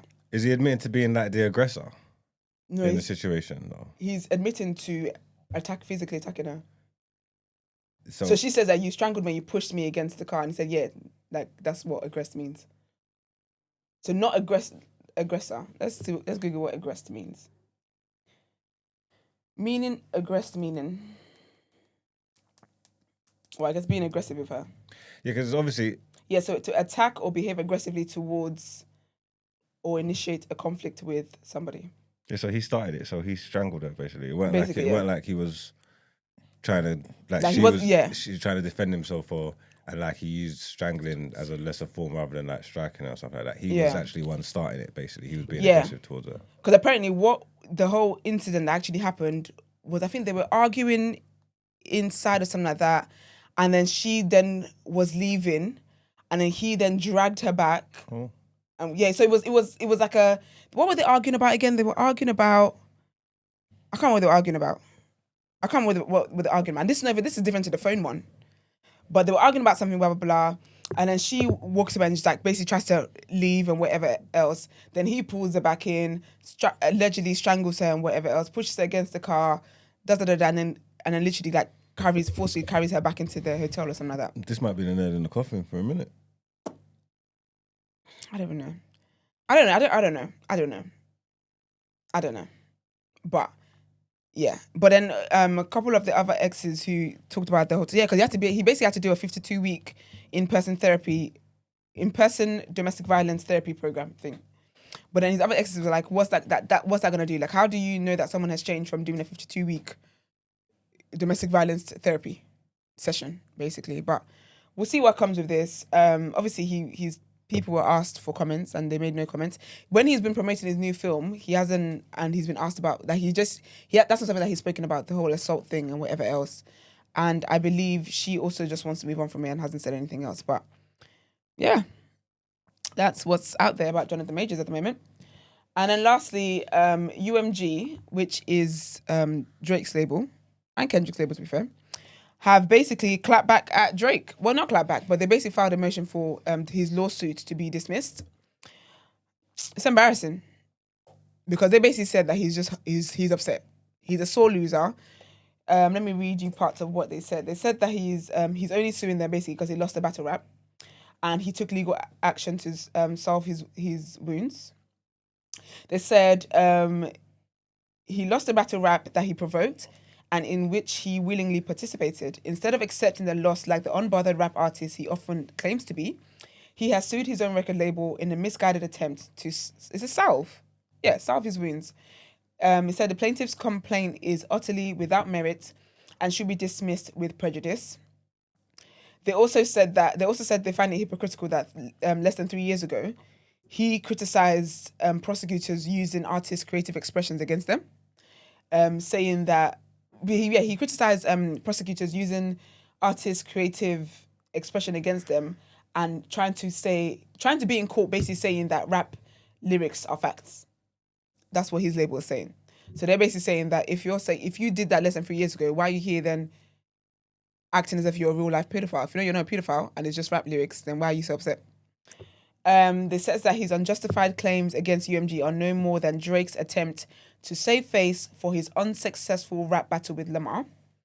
They also said that they think it's crazy how he basically wants them to promote his diss records, but he doesn't want them to promote Kendrick's one. Cut a long story short, his feelings just hurt, and they want this dismissed because there's no merit to it other than he started a battle that he lost, and now to save some kind of face, he's out here acting as if he's a victim. Am I going crazy, or does that all sound? Have you read the statement? Some of it. It sounds all like. Don't you think it sounds a bit like unprofessional? Yeah. It sounds like the interns, bro. It sounds like they got Jason Lee to write. It sounds like their lawyer is Wendy Williams. That's what the hell it sounds like. It is in no way professional. That's what I was thinking. thinking. You call me a sore loser in a court document. Yeah, I see all like tweets going around and stuff, Yeah. and I was thinking, I didn't even know what was going on, and then I saw enough of it, and I thought, okay, cool, they must have released a statement, and then like I thought people were just like referencing or like just putting it in their own words. The things I just read are direct quotes. Yeah, I know. It's crazy. Yeah, they're moving mad. But I hear it though. I feel like they're just sick of him. I feel like they're giving him time. They're like, okay, things have died down now. Take it back. He's not taking it back. They're like, stop the foolishness. This is basically a stop the foolishness movement. They're using the language that they're seeing on social media, thinking that this is where it's going to be adjudicated. But if it goes to court, it's not though. It's not, exactly. But I think everyone's a clown in this situation. But his lawyer has responded and said UMG wants to pretend that this is about a rap battle in order to distract its shareholders, artists, and the public from a simple truth. A greedy company is finally being held responsible for profiting from dangerous misinformation that has already resulted in multiple acts of violence. What acts of violence? Apparently, the shots at his crib were connected. To him being a paedophile, alleged paedophile. No, to the beef. Yeah. But if they were saying that weren't, that was supposed to be the XO youths, but then this apparently it is now. They're saying. But then that happened before Not Like Us, and his issue is Not Like Us. But that happened before Not Like Us. No, it's the entire beef. It wasn't just the Not Like Us. It's just his issue isn't just Not Like Us, surely. But all of them reference Not Like Us, though. But that was the biggest thing. That's when it stopped. But I don't think it's just Not Like Us they're talking about. Because the headlines are saying Drake's label files to dismiss lawsuit over Kendrick Lamar's Not Like Us. 100%. I reckon that's part of it. Crescendo of it. But there might be other parts to it. I believe that they were providing evidence of all of the pushing even before then. Yeah. I don't reckon this is open and shut though. You think so? In whose case? Just a Drake and UGM thing. What do you mean? Like the way they're just being so dismissive and that, and the way everyone's talking like it's just. You mean for them, how they're kind of pushing it like, I don't know why you're making a fuss. That's like, how social media is like moving. The blasé thing. Like I think it's got more legs than people realize. You get what I'm trying to say? Because obviously he's been the benefactor of this particular method for the longest while. So I'm sure that they would have evidence to support the claim that you push this, you push that, you push this, you did this, you did that, you did that. Even the bot stuff. I think it would compile a lot of evidence. So do they do all the stuff like after the fact, like with his new with the new album and them not pushing it on radio and trying to suppress it and stuff like that? Could any of that get involved or be used as evidence? I don't even know too much about that. Okay. But I'm thinking that they can add to the argument. I'm thinking. Interesting. Did you listen to the album? Who Drizzy's? Yeah. Yeah, of course. Like it? Yeah, I think it's cold. Cold? Yeah, I think it's dope still. Okay. I like Party Next Door, I like Drake, so. It's not that long, 21 songs, but I like at least 12, 13 of them. That's more than half the album, that's cold. You heard Tory Lanez's album? I haven't got around to listen to it yet, and I was gonna, but then I remember Esther's gonna block me. So No, but you didn't have to tell her that you listened to it. But then you will be here asking him. I didn't tell her. And he can't lie. He can't leave. Did you listen to it, Brent? Yeah. Only because. yeah, but Mum, we are reporting news. This is what we do over here. Wait, shut up about we are reporting news. When did you start reporting about Tory Lanez? No, I was waiting What segment for is that? any question to be asked because Who was going to ask the question? well, in one Not of them, me. in one of them, he basically spoke about the incident and how he basically thinks that people will find out one day that he is the Victim. well, yeah. You know how there's a snitching code. What? The snitching code. Oh, yeah. You So just he's can't not snitch. snitching. Well, apparently, this is what he was suggesting, that he just kept his mouth shut. it's not even Leprechaun looking snitching though. ass. But they got their culture, and obviously he's not American, so I don't know why he's buying it. But Canadian. they're over there. It's Canadian. but- He was singing on the steps. No, but they're not even allowed to like take the stand. Don't you get it? No, but he Not wanted to even take the like stand, not to though. snitch, you know, just no. to He didn't just to declare- tell you, No, just no, to tell no, you, but- just to defend yourself and No, tell your but side of wait. the story. If you take the stand, they look at you like you're a snitch. I hear you, but he fired his lawyer because his lawyer advised him not to take the stand, and he didn't take the stand, and he said he blamed his lawyer for him going to jail because of that. So I don't know what culture you're speaking about. He's not part of that. Yeah, for He real. wanted to take the stand, and then his lawyer said, "I don't think it's a good idea." He listened to his lawyer. He got sentenced. He said, "Oh, I'm firing you because I should have taken the stand." And his dad was out there calling all curse. His dad snitched. His dad said it was Rock Nation. His dad had a monologue on that track too, on the Of course he album did. too, and it was the music. Did they get that silly little cousin of him to make noise as well? Cousin, who's the cousin? Was their cousin? Was like one of his kids or something? Who's But that? when he was talking to the cameras. Oh, the little girl. Hate dumb kids, man. It gets my nerves. So where is he then with his parental instinct to protect his roots? Well, he's fully saying that Nobody cares for that leprechaun. God will have the last laugh. And God is laughing at his obviously, I'm ass. so curious as to. Obviously, a parent will always parent. But a parent will not always parent. Sometimes a parent actually says, "No, you did wrong. You're not my spawn. Here you go to jail and whatnot." But he was proper leaning into that prayer. Into the prayer. Yes. As in, like, so you're saying that if he was lying, you don't think he'd be leaning into the prayer? Who? In a world where we've got false pastors. No, but that's what I said. That's what I said. It's so interesting to People lie. kind of get into his head. Like, if he knows that he's lying, like, why are you putting so much vim into the prayer? The dad Over a beat. or Tory. The father. Over a beat as well. Yeah, but the dad. Yeah, but he's like any other preachers that lie. People lie. People lie for less. So someone's saying But you get Jonathan Major said he didn't do what he did. No, We- what I'm the saying- audio exists. What I'm saying is that you're gonna be extra toasty in hell. They don't care. They think that's If where you the subscribe party's to gonna be. Christianity and whatnot, and you're using this and weaponizing Have you never heard God's people name. say they don't mind going to hell because that's where all the celebrities are gonna be? No. That is insane. My English teacher used to say that. My English, big up her. I can't say her name, but she's so lovely, South African woman. But she used to say that regularly. What She used to be what like, type? What? do you know what though? All the ones that I knew from our primary school. But you know what it is though? secondary school used She's to be white. down with the code. Oh, serious? Like, What's the But code? she's white though. No snitching. no, not that. I don't live by that code. I'm not from the No, streets. that's I Johnson will White. snitch and I will point. That's the house. That's where his mama lives. His sister lives. His cousin. But no, she's for black rights. I think she just happens to be white South African. But if she could come back, she probably would have chosen to be black. I remember Or that she guy mixed that came race. on the show But anyway, and he yeah. said, like, in another world, like, each time he looks in the mirror, he sees a black man. Oh yeah. Big up him. See, and I saw I was never going to use the Yeah, it clip wasn't him. Why because he was not? crying in it as well, didn't it? I would have spliced up nicely. I don't know why you don't respect people's truth. Yeah, that was his truth. You silenced his truth. Why did you Yeah, I don't silence know why him? you So I silenced should his have put truth. it out Why you there. silence a white 100% you man? should have. That is crazy. He was raised. Remember his auntie. Yeah, he was raised by black people. Do you know what I'm trying to say? And he feels more like that's the culture. That's what's To be fair, within actually, him. you might not want to go with that verse of him being raised by black people. There they go again, taking care of their children. I don't think that's that's the way to go on that one. Big up him though. I think he should use that clip. That's one of those archive ones. That's one of the the documentary ones. Freedom of expression. He wasn't saying anything bad, regardless. Obviously, you know, there's people that are gonna take it. People would take it, yeah, and I think however it's they're gonna that. take it. But And that then was you a piled that on was a it. that was a genuine moment. Nah, but I can't do Like that. you say, nah, you weren't being genuine. Yeah, he 100% He was definitely being, But but he I felt think secure and safe. I can't be just doing that. that would have made us the old Breakfast Club when Charlemagne was ruthless. And he has no problem with that. He would have got cooked. By the way, the things I've never put out from you. Prime content. Prime content. I still put out. Yeah, they're the best of the best. So why? I ain't scared.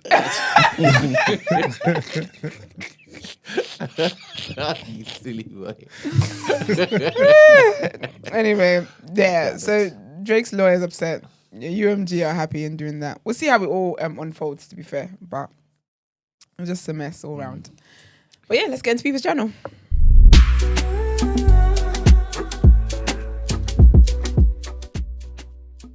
In Nigeria, she's a NYC corporate. So basically, that's when it's like National Service Youth for anyone listening.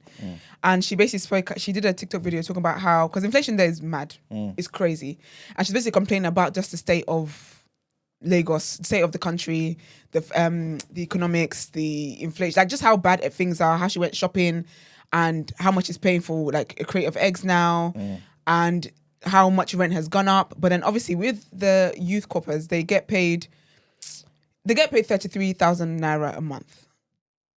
It's piss poor. But then Tinubu has increased it to 70,000, but they haven't received that. They're still getting paid 30 something, blah, blah, blah. So anyway, so she was talking about like how are they meant to live doing all that. So she was basically talking about like just the misery of it all. And she was really upset. She was actually crying. It was really heart-wrenching and whatever. And a lot of people were saying that, yeah, that's right, blah, blah, blah. Not the NYC people threatening her. So, you know, like, because obviously it's a national thing, if that in the people doing it, whatever.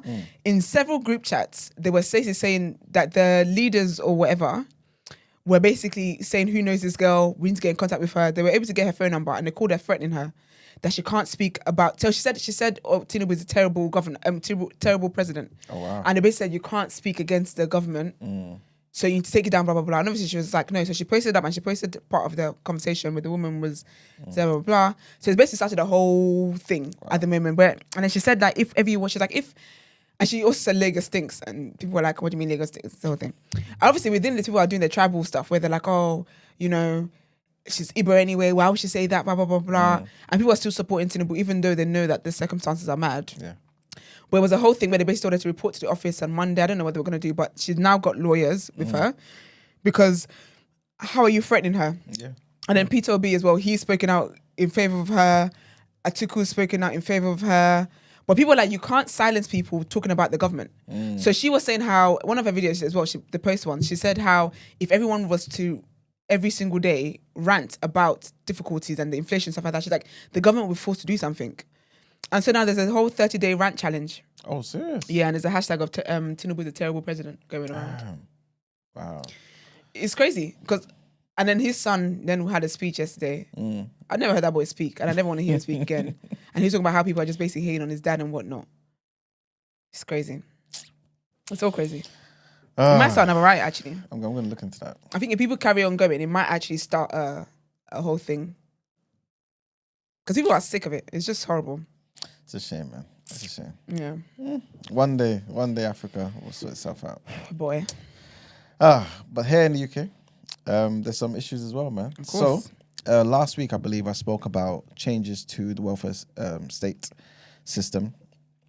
I'm basically saying that how Keir Starmer said the health benefit system is basically just doesn't work and it's unfair, right? And people obviously, even within the Labour Party, will come in out to say, listen, we are not going to approve or agree with any changes that's going to make it harder for people who are currently on benefits. Okay. Right? But obviously he's saying it's unsustainable. So these were his words. It's unfair and it's unsustainable. There was another something he used as well. But unfair, unsustainable. And that's why there needs to be changes. Long story short, the Work and Pension Secretary, Liz Kendall, she's come out and apparently today she's going to basically be laying out the plans on how the government is looking to reform the actual healthcare system. So everyone's obviously thinking they're going to take aim at PIP. So PIP is what's it even stand for now? Personal independence. What's it again? Picture in picture. Let me get it for you again. Sorry, people. What do you say? Picture in picture. What happened? PIP. Personal independence payment, right? You're white off, Brent. And basically it's paid to people who like have difficulty completing everyday tasks because of their disability, right? So there's two components to it. Just the main part, which is the difficulty as well, but there's also a mobility part. So people can either be entitled to one part or both parts, right? Long story short, that's what a lot of people who are currently on benefits have, basically. That's what they're entitled to. That's what they're getting. And when they look at the figures, they're saying, this is crazy. It's too much money. It's costing the government way too much. Back when it was introduced, back in 2013, the aim was to save £1.4 billion a year, right? By reducing the number of people that's eligible for PIP, right? Well, for benefits. That's why they repackaged it into PIP. Yeah. And you change the criteria slightly, right? And so that people are kind of pushed into work. Some of the savings they're saying was good at the time, whatever, initially anyway. But the number of claimants for PIP has gone up. So now what they're saying is it's the second largest element of the working age welfare bill, right? And the spending is expected to double to £34 billion by 2029 to 2030. So what they're saying is overall that the government currently spends £65 billion on a year on health and disability related benefits, right? And this is obviously going to increase because PIP is going to increase, plus other things as well. But it's projected to increase overall health and disability related benefits to £100 billion by 2029. Long story short, this is why Labour's coming out to talk about this. Liz Kendall, who's the head of the work and pensions. They're not too sure about how they're going to contract it and save some money, but people are basically saying they believe one way they're going to do it is by keeping the payments the same and not increasing the payments with inflation. So typically that's what they do. They keep it in line with inflation so people are not getting less effectively, right? How does that make sense though if inflation continues to inflate? Yeah, but that's their way of saving money. Yeah, but...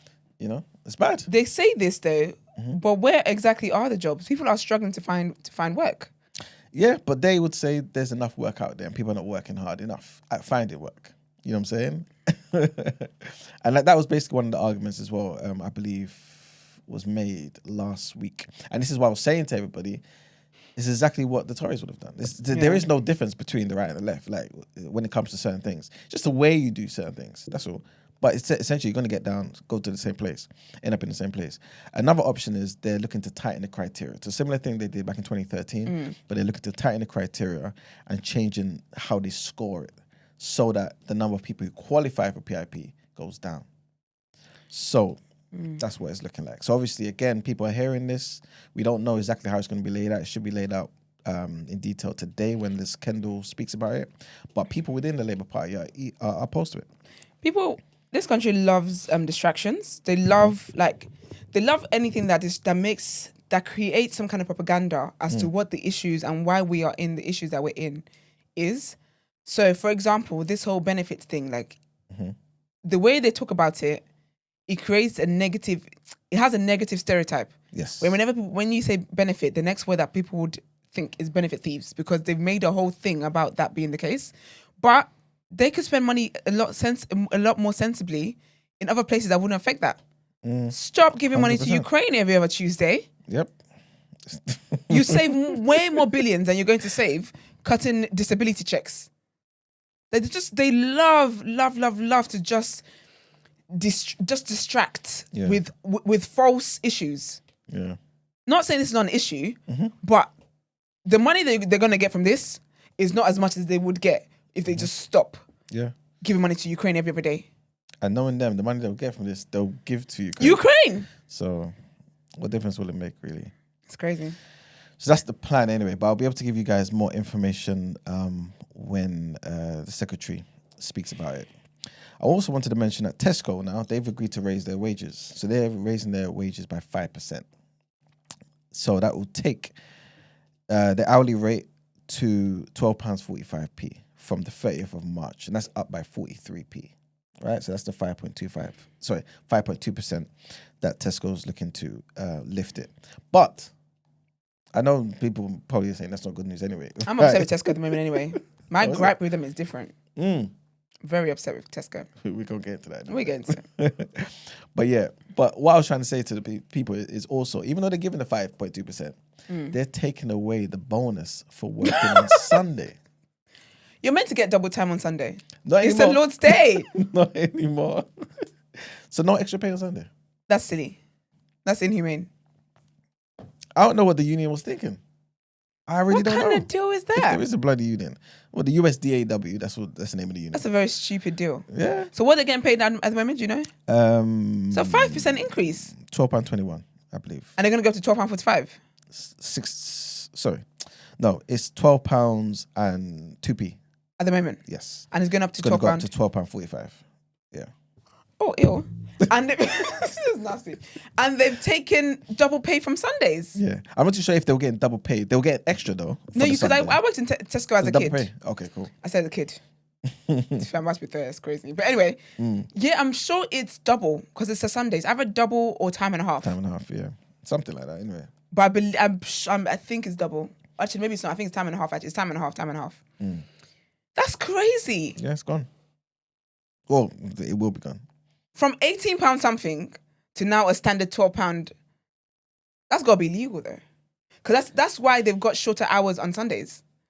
Because they open from 10 to 4. Yeah. Sainsbury's 11 to 5. That's crazy. Yeah. But this is what they've agreed to. This is what happens. And I remember hearing a story about this happening somewhere. I can't remember where. It might have been with the buses or trains or something.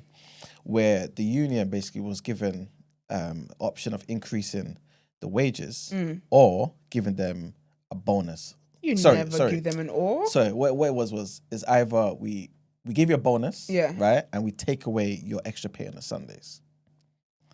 What happened was... Who did that math? This what happened. What happened was the experienced people who were basically saying, listen, this doesn't make sense. Let's keep our Sundays. It's valuable. We spend time with our families. Plus, if we want to work, we get far more for it. Exactly. And that will take us, if we were to work every Sunday, for example, that will take us over how much we get paid currently. And you can rotate it, if anything, to make it fair. Thank you very much. All of those things. What the union didn't bank on, or what the people didn't bank on, was that the company had brought in a lot of new drivers. So the new drivers didn't know, weren't thinking correctly. They were just thinking, wait, extra 5K bonus just because? Let me just take my piece. They sold their birthright. It's all over again. And basically that's what's happened, man. So now there's no extras for Sundays. And that bonus is probably spent on some frivolous nonsense. We are in bad times, you know. But These are the signs. This is what happens, you know? So, long story short, that's what's happening with Tesco. Yeah, they haven't been making good decisions lately anyway, to be fair. My brother. What song is this? How on earth are we supposed to know what you're singing? And you're looking at us as if we should know. That's what you said, these are the signs. Because that's a jingle, isn't it? Oh, I don't know. I just know the Bible verse. But no, sorry, I'm upset with Tesco. Since I was a kid, since I was literally a very, very young girl, every Easter period, I have mini eggs. That is honestly the highlight of my year. Mini eggs. I go to Tesco though. I go to Sainsbury's first. And for while I'm here, I just pick one up. Do you know how much it was? Not the big pack. The little ones. That's got like what, 12 to 13 pieces in there? £1.85. See? I thought there was an error in the printing sheets. I was so convinced there was an error. It wasn't an error. I go to Tesco. I thought, okay, do you know what? Club card price. Because Sainsbury's didn't have the cheat to do nectar card price. I thought they would at least have club card price. I go there, it's £1.85 as well. Do you know how much it is with the club card? How much? £1.65. If I can get the £1.65, I can get the £1.85. So I'm really upset because I haven't had any this year. As a matter of principle, I'll probably get one next week. But just as a matter of principle, and I think when we talk about like inflation, obviously people talk about the biggest things, and that's fair, absolutely. It matters that steak is more expensive. Of course it does. But even in the little things that make people happy, they found a way to just make that miserable too. I'm really upset. It's a yearly tradition for me. Tradition's broken. It's a shame, man. It's a shame. £1.85 for little chocolates. And the price won't go down again. Of course it won't. It won't. It's a damn shame. So that's what's on my heart this morning. What are the kids even doing? You remember back in the day when you used to go to the corner shops and stuff, you get them Panda Pops, or what are they, like 25p? Huh? The swimming lessons. Oh, the kids are doing swimming lessons. They're closing down the local pool, so their kids go and have money for Virgin Active. and Nuffield and whatnot. It's crazy. The kids are going through it because even like I remember like when you go to the corner shop and the little Freddo chocolates. That's like £1 something now. I heard someone posted on Twitter the other day and they were like, this was like 29p when I was growing up. Yeah. The kids can't have treats anymore. They can't have crisps. Like they can't. Even crisps is expensive. Yeah. Every time I crave roast chicken Walker's crisps, I'm like, oh, I wish I didn't crave this because when I go there, I'm basically trading a kidney for it. It's crazy. Everything is stupid expensive. And exactly. It's a shame. And that shows you the healthier, but I want a full fat. If I'm going to pay all this money, give me the full fat. It's ridiculous. The kids must be going through it. 100%. The kids must be going through it. 100%. I bet they're pocket money enough. You just gotta have school dinners because that's still subsidized. That's it. Yeah. Going for it. A couple other things, guys. Now we've been speaking about Thames Water and some of these other what word can I even describe them? These pirates, yeah. They've got a £3 billion loan. So they were agreed. Sorry, it was agreed that they would get this £3 billion rescue loan, right? And basically, long story short, there was an appeal against it because people are saying, why the hell are we giving you £3 billion? Why are we allowing you to have this loan, right? To do things that you should have been doing before. Because you're paying your CEOs and all these other people in top positions bonuses every damn year. And simple things like managing the sewage system, that some of the money should be going towards is not happening. Now, you want to increase the prices for the customers to them deal with the problem, which we all know they won't even deal with the problem anyway. So, long story short, really they should be bankrupt because they ain't got no money, right? They were given a £3 billion rescue loan, and that's set to go ahead because, like I'm saying, the appeal against the deal was dismissed. So essentially, that's the gist of the situation. This is how they're just squandering our money, squandering their money. Me personally, I feel like they should be allowed to just go bankrupt. Let me read a tweet to you about Thames Water. Yes. It's a lot going on in the streets. So some guy tweeted saying, Thames Water are jokers. Apparently my water bill was £230 for 6 months. I asked them to confirm my meter reading, then suddenly it's £196. I called back reiterating that I wanted a meter reading, then it's £180. Remember, we started from 230, it's now 180 on the second call. He says, I called again, asking for the meter, and suddenly it's £144. See? He said, I want to call back for another meter reading. I don't know if you ever did. Well. They're making up prices. This is what they do. Them and the electric companies, they're just making up prices. I feel like they're just making up prices. It's ridiculous. So call them. It's ridiculous. So yeah, this is basically the whole thing is just a lot of corruption. I'm saying corruption anyway, but it's corruption and mismanagement of funds. This is the reason why they are in the rut they're in, right? Again, without this loan, they basically would go into temporary nationalization even, but they'll basically be done, bankrupt, gone into administration or something, right? But they're arguing this is the reason why we need the money because it's going to affect the customers, it's going to affect the country, things of that nature, and we need to keep these services running. So they basically just got everybody in a situation where we need them. Right, and this is basically the situation that we are in now. So many UK water companies as well, they have large debts as well. But Thames Water is basically just on another level. Their debts are apparently about £19 billion. £19 billion. It's insane. It's crazy. So over the years, again, we've spoken about this in the show briefly anyway, speaking about the sewage discharges, the leaks, just everything that they're meant to have dealt with. The things that they're now charging customers more for is the things that they should have been dealt with ages ago. One of the conditions, though, that the judge allowed them to, the reason why they dismissed the what do you call it, the filing against them getting the loan was because they said they promised they would not pass the cost onto the customers. So again, we're gonna see, we're gonna see if that's actually the case. You know what I'm saying?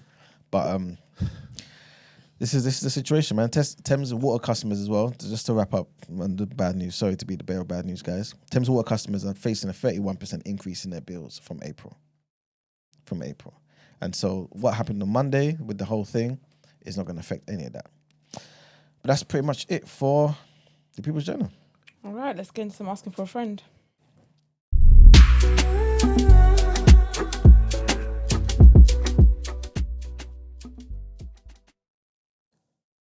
second, y'all. Sorry. Okay, let's get into it.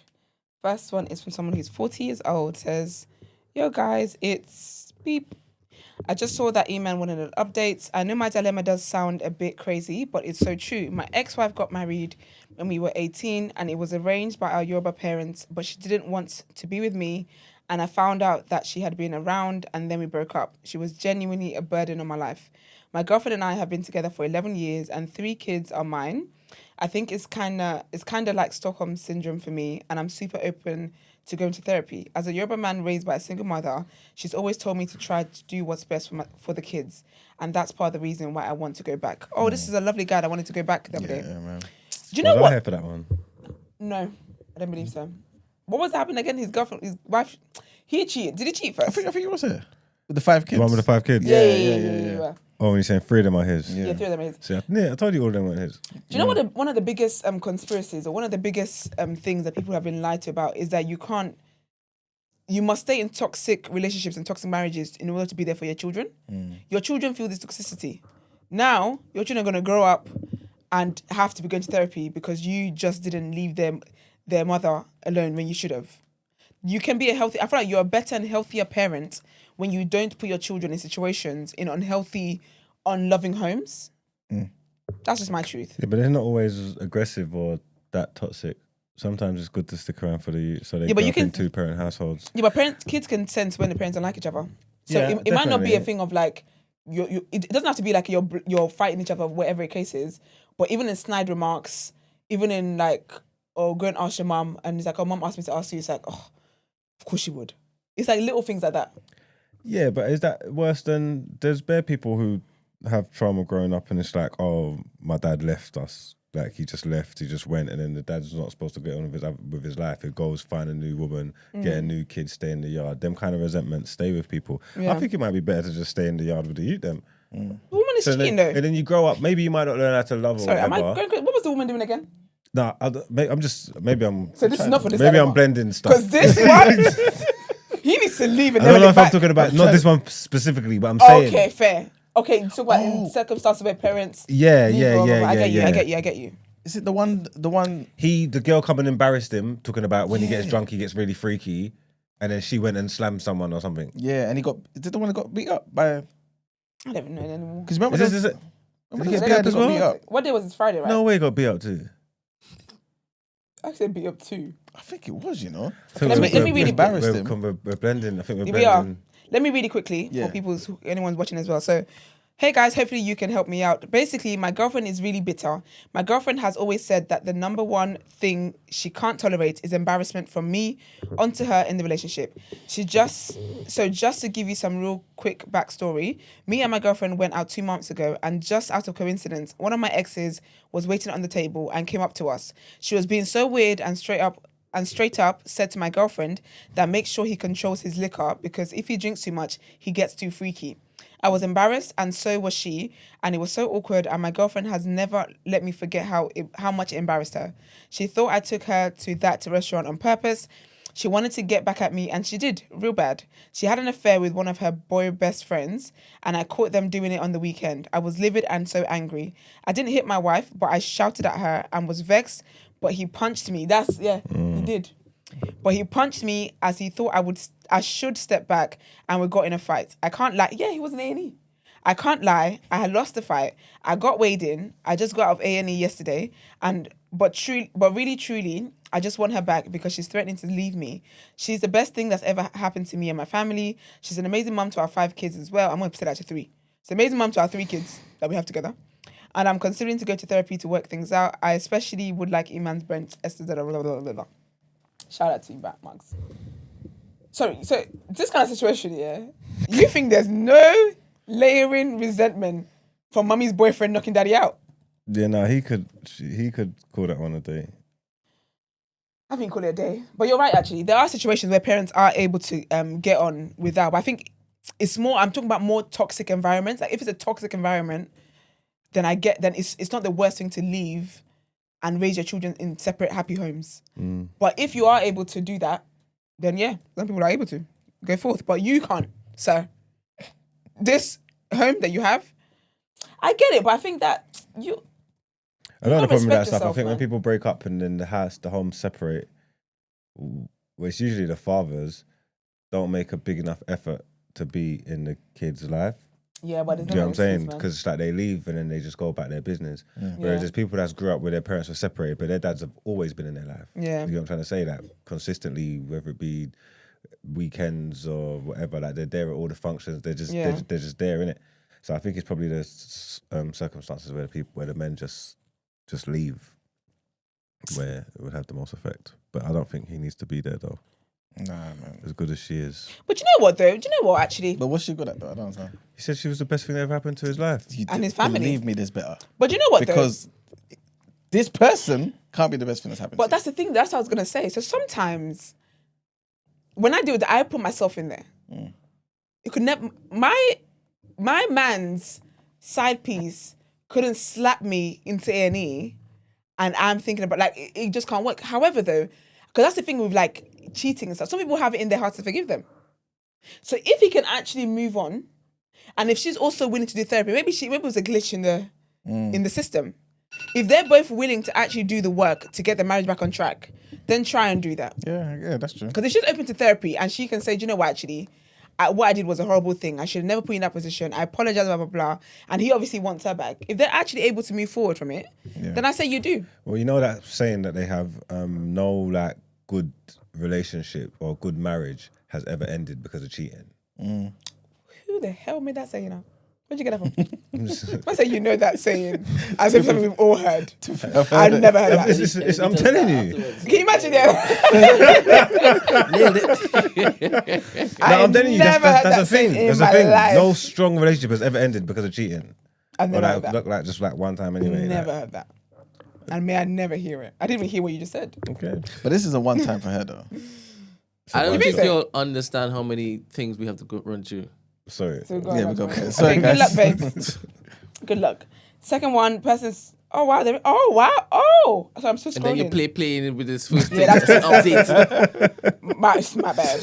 Next one, person's 25. Not necessarily a dilemma, but definitely one for the team, especially E-Man. What matters most, race or culture? If we lose our culture but retain our blackness, or lose our blackness but retain our culture, example, black Nigerians only speaking English and being westernized, all history lost, or proud Nigerian, Yoruba, Igbo, etc., speaking white people. Speaking what? Speaking white people, all history maintained. What do you mean by speaking white people? It's English. Oh. Actually, it can't be English. It says only speaking English. Maybe that's the topic of the day, you know? Maybe we can do that for a topic of the day. All right, next one. Next. The person is 27, is also a woman. I found out my dad was a gigolo back in the day. Come on. And that's where you want to chime in. Yeah, I don't know why it is that. I don't know. Because I've heard the word gigolo in the time. No, it's a throwback word. I found out my dad was a gigolo back in the day, and that's how he and my mum met. Turns out he was quite popular and a lot of women came to him in the past. But it's so embarrassing to know this about him. I'm okay because it's not your business. I'm okay because I'm grown, but I'm scared that my little brother could get teased in school because of it if kids find out. There's not that many black people around us where we are, so it's almost like I can make an assumption that a substantial amount of women of a certain age that are black in our area have slept with my dad at one point.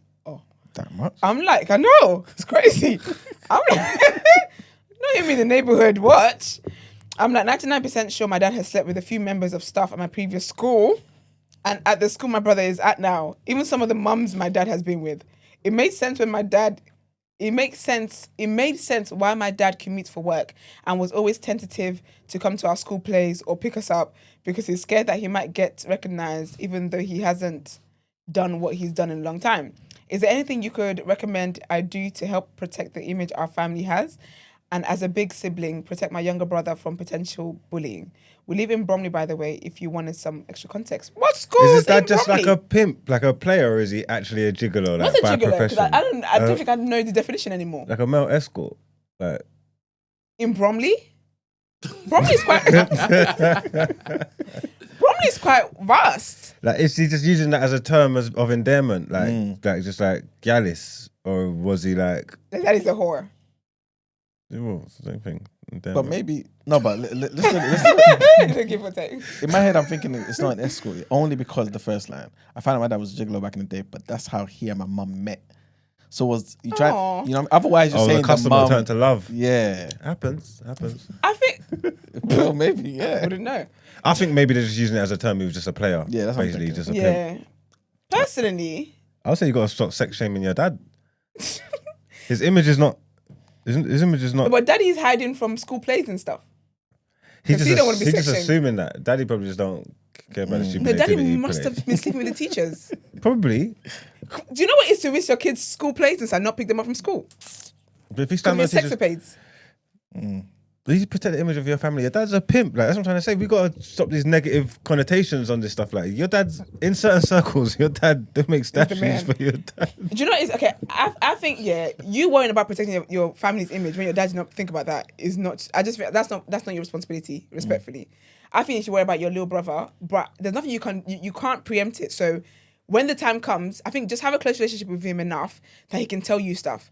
And if he's ever bullied for it, he can then confide in you, and then you can take it from there. Who the hell is bullying him? This was 2025. Why can he get bullied? I think you need to talk to him and understand, because obviously there's a lot of pressure on his shoulders to live up to his dad's.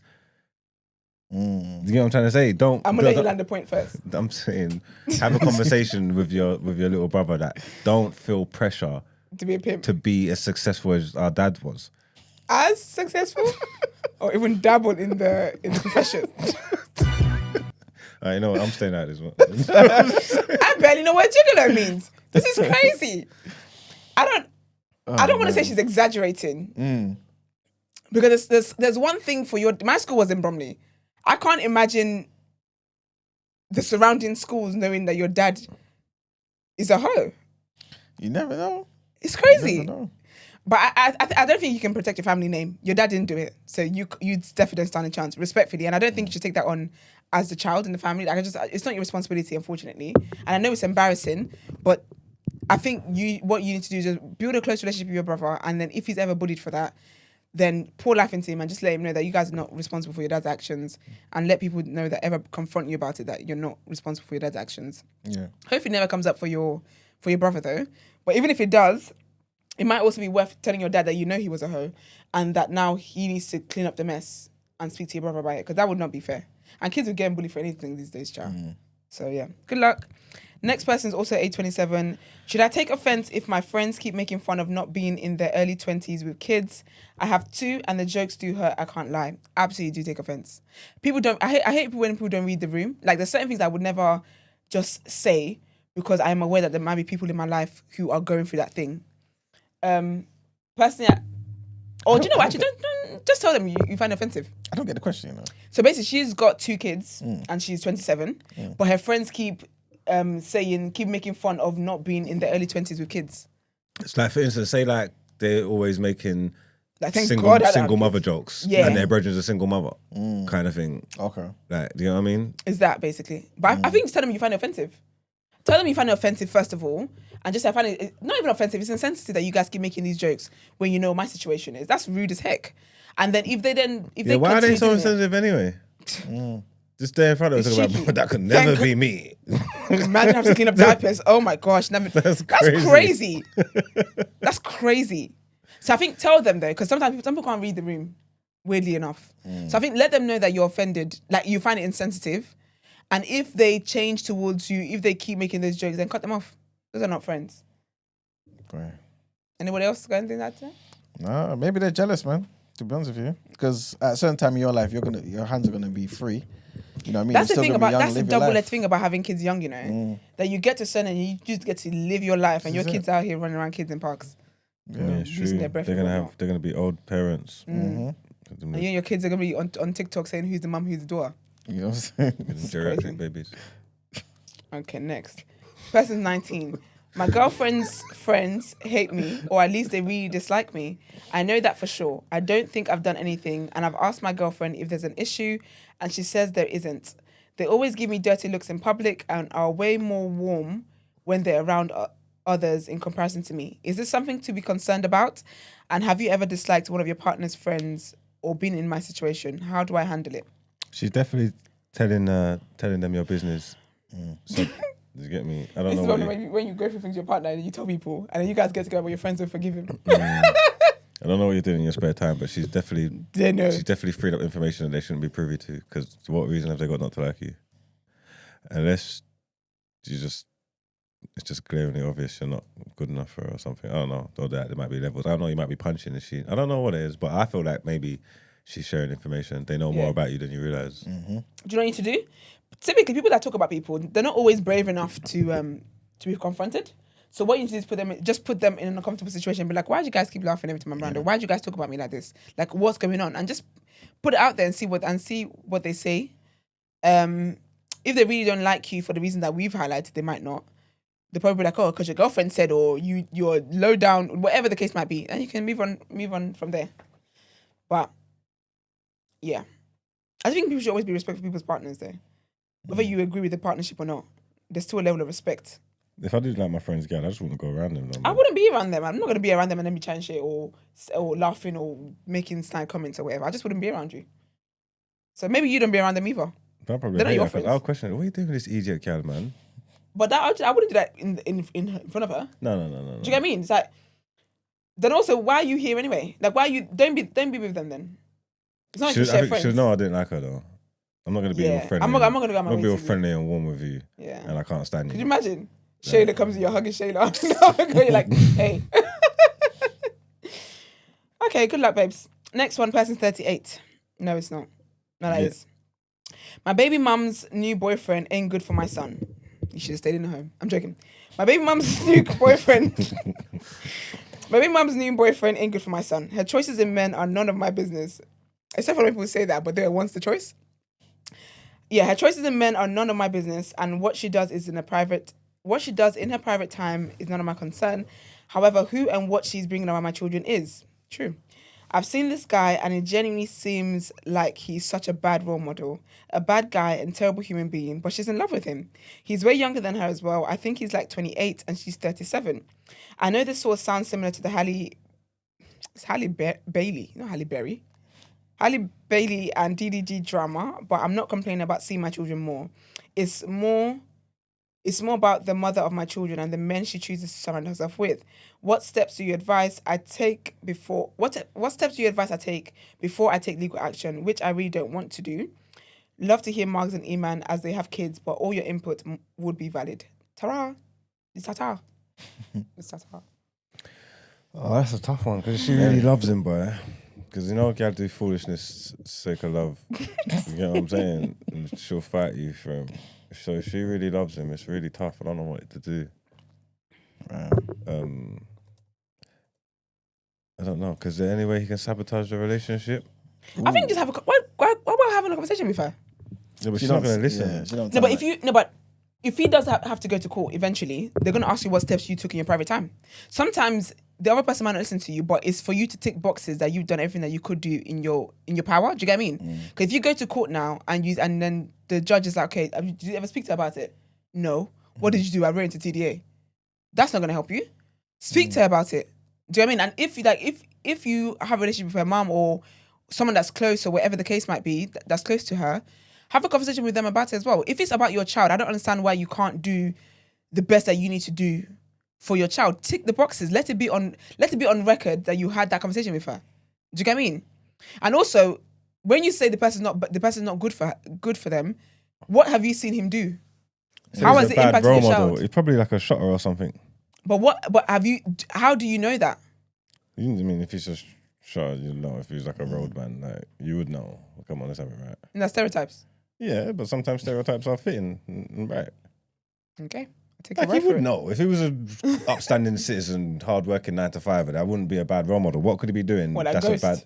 If he dressed around, if he looked like James St. Patrick, for him not to be in a relationship with him and say, "Oh, he's such a bad role model," that means he's doing things. But he's basically as well. If he goes to court, he's going to need evidence. Not evidence, but like he's going to need more than just saying he's not a good role model for my child. So again, these are the things that you need to, for your own record. No, does your child come home talking a certain way? Does your child say certain things? Is it that when you teach your child respect, when your child comes back from spending time with him, your child is disrespectful? Your child, do you know what I mean? You need to make these notes to help you with the case. But if she is having your child in unsafe situations, then you do need to go to court. You have to protect your child. If you can't mash him up, that's why sometimes it's good to have a bit of wickedness in you, because you should just mash him up. If you're going to go to court, definitely don't do that. No, forget court. Just brock him up. and just mash up the relationship, make him go. What if he ends up like the previous guy ends up in A&E? Then if he's now you can't go to court and you're in A&E. Then snitching him, make him go to prison. Get him out of there. Get him out of there. But remember though, she makes bad decisions. Put some drugs in his bag. Call the police. But the next man, is he going to do that for every single man? At one point, they're all going to get out and they're going to come and get him. After you make the police get him, go and take her back. After you made the police get him. Get back with her. He's going to have to do something. It's going to be extreme measures. Yeah, man. But I do feel if you don't like your child's circumstances, then you got to be intentional about trying to change that. Iman, you got anything else to add? Nah, I really don't know. It's a tough situation, man. It's a tough situation. I just can't imagine having... Sorry, but I always find it funny though when people say people don't make the best decisions in partners, but you were once that decision they made. Yeah. So what, you were just an anomaly? Yeah, it's tough, man. It is tricky, but do what you got to do to get your child. That's always been my advice for anybody. Do what you got to do to get your child, whatever that looks like, legally. Yeah. Is that it? Mm-hmm. Okay. Next. The person's 21. I want to be honest. I'm having a hard time trying to explain to this guy I'm dating that I just don't think he's cute enough for me. He's my friend or was my friend first, and he's such a good guy, like genuinely the perfect guy, but he's not physically attractive for me. I feel horrible thinking this because I'm so shallow and I just wonder about how many guys and girls there are that wouldn't get a chance because of their leading looks. I actually gave my dude a chance, but he's just not it. Facially, what's a soft way to break it to him? I don't want to be dishonest. Why did you give him the pussy in the first place? She didn't say, let's not go off the assumption of pussy. Somehow I don't think she's attracted to him. I don't think they're there yet. If she was just dating, Somehow. they were friends. If they were just dating and it hasn't got physical or sexual, this wouldn't be a dilemma. You'll just walk it back. You think that? 100%. You would think that, wouldn't you? Nah, she's chopped him and it's her fault. Get me? To be fair, he's always had his face. Do you get what I'm saying? He's always had his face. You just got to say... Do you know what though? Maybe you don't have to tell him that he's not cute enough. You have to say that you just don't want to do it no more. You got your right to do whatever you want. Literally. You could just call it a day. There is a thing though with women though, when it is that you... And I've faced this at the hands of family and friends. When a guy is like, he's great on paper, but he just wasn't the guy for me. And then there's that thing where they make you feel like if you... Like, you're basically letting a good one go. And it's almost as if like, you will never find another. You don't let good people go. Oh, I did. No, you shouldn't do that. It was great. Worked out in my favor. but that's the thing though, because that's how the people make you feel, is that like, don't let a good one go because it might not come back. But my mindset is, it's a good one, but for somebody else. So let me let this good one go for the person that deserves it. Gal can afford to do that stuff. It's easy for girls. You say that though. Men don't let good women go. If you've got a good one, keep her there. Fair. Even if it's just on the side. That's wild. Not fair.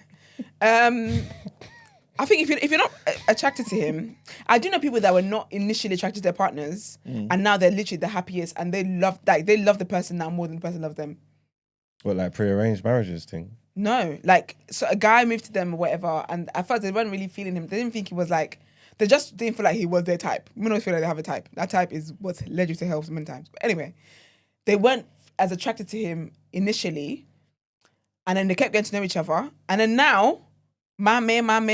Well, people are in relationships for all different reasons. I don't think it's always just so like. No, but now they find him attractive. It's not always just superficial reasons. Like, there's more substance to people's relationships. If you look at like people's relationships across the board, like, cause I'm always like people watching, and I watch some people and I think, why this thing's meaty? Like, why are you with this thing? But they clearly love each other. They see more in them. You get me? So it's not always about looks. So maybe it's just, I think it's because she's young though, you get me? So she realizes when she gets older, she'll realize that there was more substance in my man. There's more to life than just looks. Looks fade as well. Yeah. Do you get what I'm saying? Like, but obviously she's just gonna have to learn the hard way. But I think she should just, you don't have to tell him that you think he's ugly if you could break up with him. You don't have to hurt his feelings like that to break up with him. Do you? I don't think you do. I don't think it's necessary. You don't have to. Like, it's not necessary. Just say, I'm not really feeling this anymore. It feels weird. And just say, you want to go back to friends. This is one people want to be honest about every single thing. Sometimes some things are just not nice to tell people. Because yes, you will say that he's not attracted to you, But then that might make him feel like he's not attractive, period. And that's not nice. So, girl, just break it up with the man. Stop pity dating people. Next one. This person's 28. Hey guys, I was wondering if you lot could help me out. I'm a light-skinned girl and there's a friendship group of mine that I'm worried about. That I'm wary about. We've been out with intention to go clubbing, and I've been at the door and seen that the clubs and bouncers are discriminatory and colorist when it comes to who they let in. It tends to be me because I'm the light-skinned girl in the group, but I'm of the mind that shouldn't run. So if I'm the only one allowed in, I'm not going in, and none of my friends are going to go in, and I'm going to stand beside them. It's happened countless times, and I hate it. I hate spotting how people will favour me because of my light-skin privilege, so I actively acknowledge and choose not to participate, even if it means missing out. However, now, the other day, my friends and I were in the club, and there was this Nigerian guy who invited my 4 other friends onto his table and not me. It was clear to see he had a type, and it wasn't my skin complexion. It was darker girls, which I had no problem with. The thing is, one of my friends asked him why can't I come on the table, and I heard him loud and clear say, I don't really like fair girls. I can't lie. I felt a way about this. I felt a type of way because I was clearly discriminated against, and none of my girls did what I would do and what I have done in the past, which is not play to your privilege and discrimination. I left immediately and said I felt ill, and since Monday, none of them have asked me how am I or acknowledged that. Just I hope you got home safe. I feel like they weren't considerate at all and didn't stand on business. It felt like a slap in the face. My friends didn't show any selflessness for me. Is this worth cutting your friends off over, or am I overreacting? I guess this is reverse colorism, if it's even a thing. P.S. My younger brother watches TDA as well and comments all the time. Pick up your young bro. Mm-hmm. I'm not going to bait him out, but he says he thinks Iman and Margs would look way more cute. Would look way more cute if they got their nose pierced. Please, can you help with my dilemma? And can I stay anonymous? Of course. Who thinks this? That is her younger brother. Diabolical. Oh, we've got all I can see it. What? I can actually see it. I can see it on... We've got all types of letters in our community, man. All of them. That side for you. I would never do such foolishness. But Oh gosh. I think your friends are really out of order. Your friends are really out of order, and that would definitely upset me. I think you need to talk to them though. Just to let them know all the time that she stood on business for them. And not necessarily because I stood on business for you, must stand on business for me. But just because I haven't played into my privilege, because I'm just considerate of you guys' feelings. And you didn't consider my feelings. That's the conversation that needs to be had. And if they're dismissive of it or whatever and it happens again, then yeah, you cut them off. That's really out of order. Is it the same? Yeah. Because I feel like people like her, Yeah. who are light skinned and aware of the privilege, right, and do their best to really not play into that nonsense, Yeah. see their privilege in many walks of life. Yeah. Right? So the club, maybe, you know what I mean? Like all different places, right? Yeah. And so I think internally they know there's a system at play. Yeah. You know what I'm saying? Where their friends will otherwise be disadvantaged. Yeah. In this situation here, it seems as though it's just one guy or maybe a group of guys that are attracted to these girls. Yeah. She doesn't lose out like fundamentally in any sort of way, right? And I just feel like it's a different dynamic. You're basically saying, let them have one good thing. I think he's letting the past skew your thinking. It doesn't matter. You should just take it as an isolated incident. A group of girls have gone out to a dance. A brother said 4 of them can come on the table and 1 of them can't, and they stayed on the table and left her. That's ridiculous. Yeah. That's out of It doesn't order. matter what's happened before. Yeah. It doesn't matter about any struggles or who's things for finger or whatever. All that stuff doesn't matter. Yeah. They just left their bread. Anything could have happened to her, you know. Like that's crazy. That is true. And that's why I said the conversation is not even to when you go and talk to them, it's not to do with colorism or anything like that. It's just that you did not consider me. You didn't consider my feelings. You didn't consider anything. Like, okay, yeah, she's one of the few light-skinned people who takes a stance and would not where she can see doesn't play into the stereotypes or whatever. But it's not that. Like, you left me unsafe. If anything, if she had left her friends, there's 4 of them. They can all watch each other as they go home safely. True. They left her to go home by herself. That is true. And I feel like certain things with me as well, it's about your character. Because in other situations, forget the colorism, in other situations where they get a chance where they get to benefit from something and exclude her, they will do it easily because it's in their character to do so. Well, see, that's the only part that I was maybe speaking to you. Like, it might not be a colorism thing in their head, innit? It might not be a thing where, okay, you know what, we don't care about the struggles that you care about, and your sensitivity to the struggle is different to ours. It might not be that. It might just be the situation as just, I don't know, a guy just liking them, innit, more than that's worse than her. I mean, they're pick-me's. Well, then in that situation, I think I agree with you guys. Like, really, like how they dealt with it in the moment and after the fact, like, people wrap all this stuff up in colorism. Sometimes that's not always the case. Like people don't want to admit the truth and they use colorism. Like, this girl ain't nice just because she's light skinned. We ain't got a clue what she looks like. You get what I'm trying to say? Just like your friends ain't meaty just because they're dark skinned. And certain times when that stuff happens at the dances and that, and they're not letting them in, and they want to say, oh yeah, it's colorism because they're dark skinned girls. No, I've seen girls go out in West End. These are just pick better friendship groups. If there's just a leng group of gal, light skin and dark skin, they're getting in. Some of you are just meaty. You get what I'm trying to say? You're just meaty and you're not getting let in and you're talking about, oh, because it's colorism. No, because if you was leng, they would want you in the dance or they would want you on the table. But that's a different that's a different story for a different day. I'm sorry. I said that's a different story, but yes, he said it. Finish the story, said the end. So anyway, we talk about it another day. Well, I'm on this topic. Can you imagine? Let me just let you know what I've observed. I don't even think it's the colorism. I don't think you need to give them a speech about colorism and reverse colorism and all that kind of stuff. Your friends are pieces of shit. Like, everyone knows, as women, if you go out with a friendship group, you don't leave anybody by themselves. You just don't do it. Not one of them, bird brains, thought to say, do you know what, okay, I'll come with you.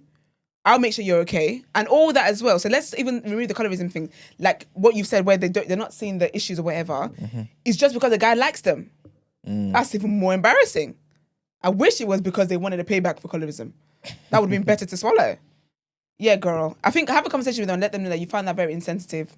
And in cases where you've been allowed to go into a club and they haven't been, you've never gone in without them. So how could, like, this is what they've done and it's hurt you? Just tell them exactly what you told us.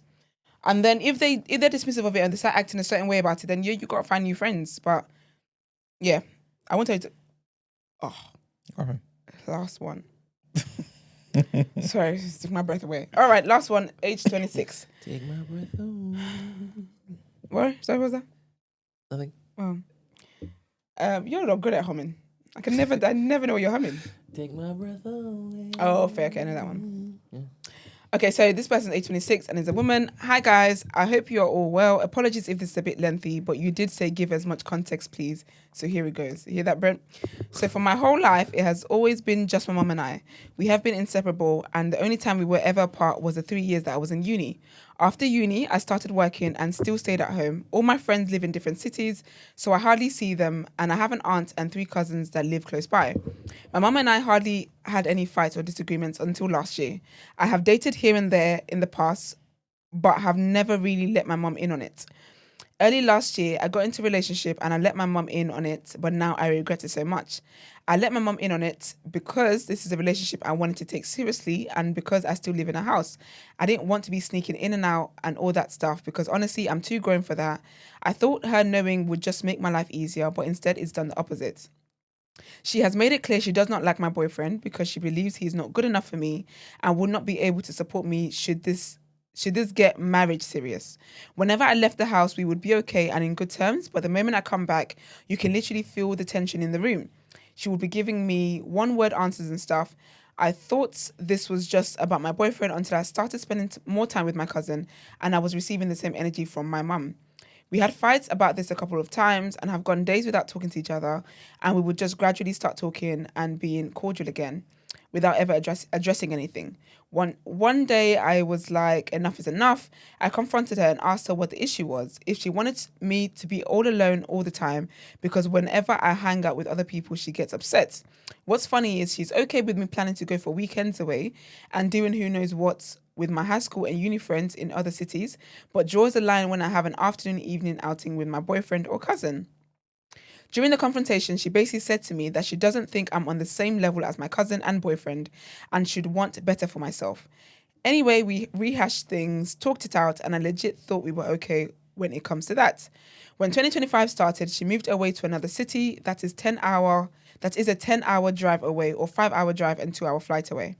I'm basically left alone here, and hence spend more time with not only my boyfriend, but my cousin as well. I'm not very active on my socials, but my cousin is, and whenever she posts, my mum sees it. I'll just know she has seen it because the tone in our conversation changes, or she would just stop talking to me.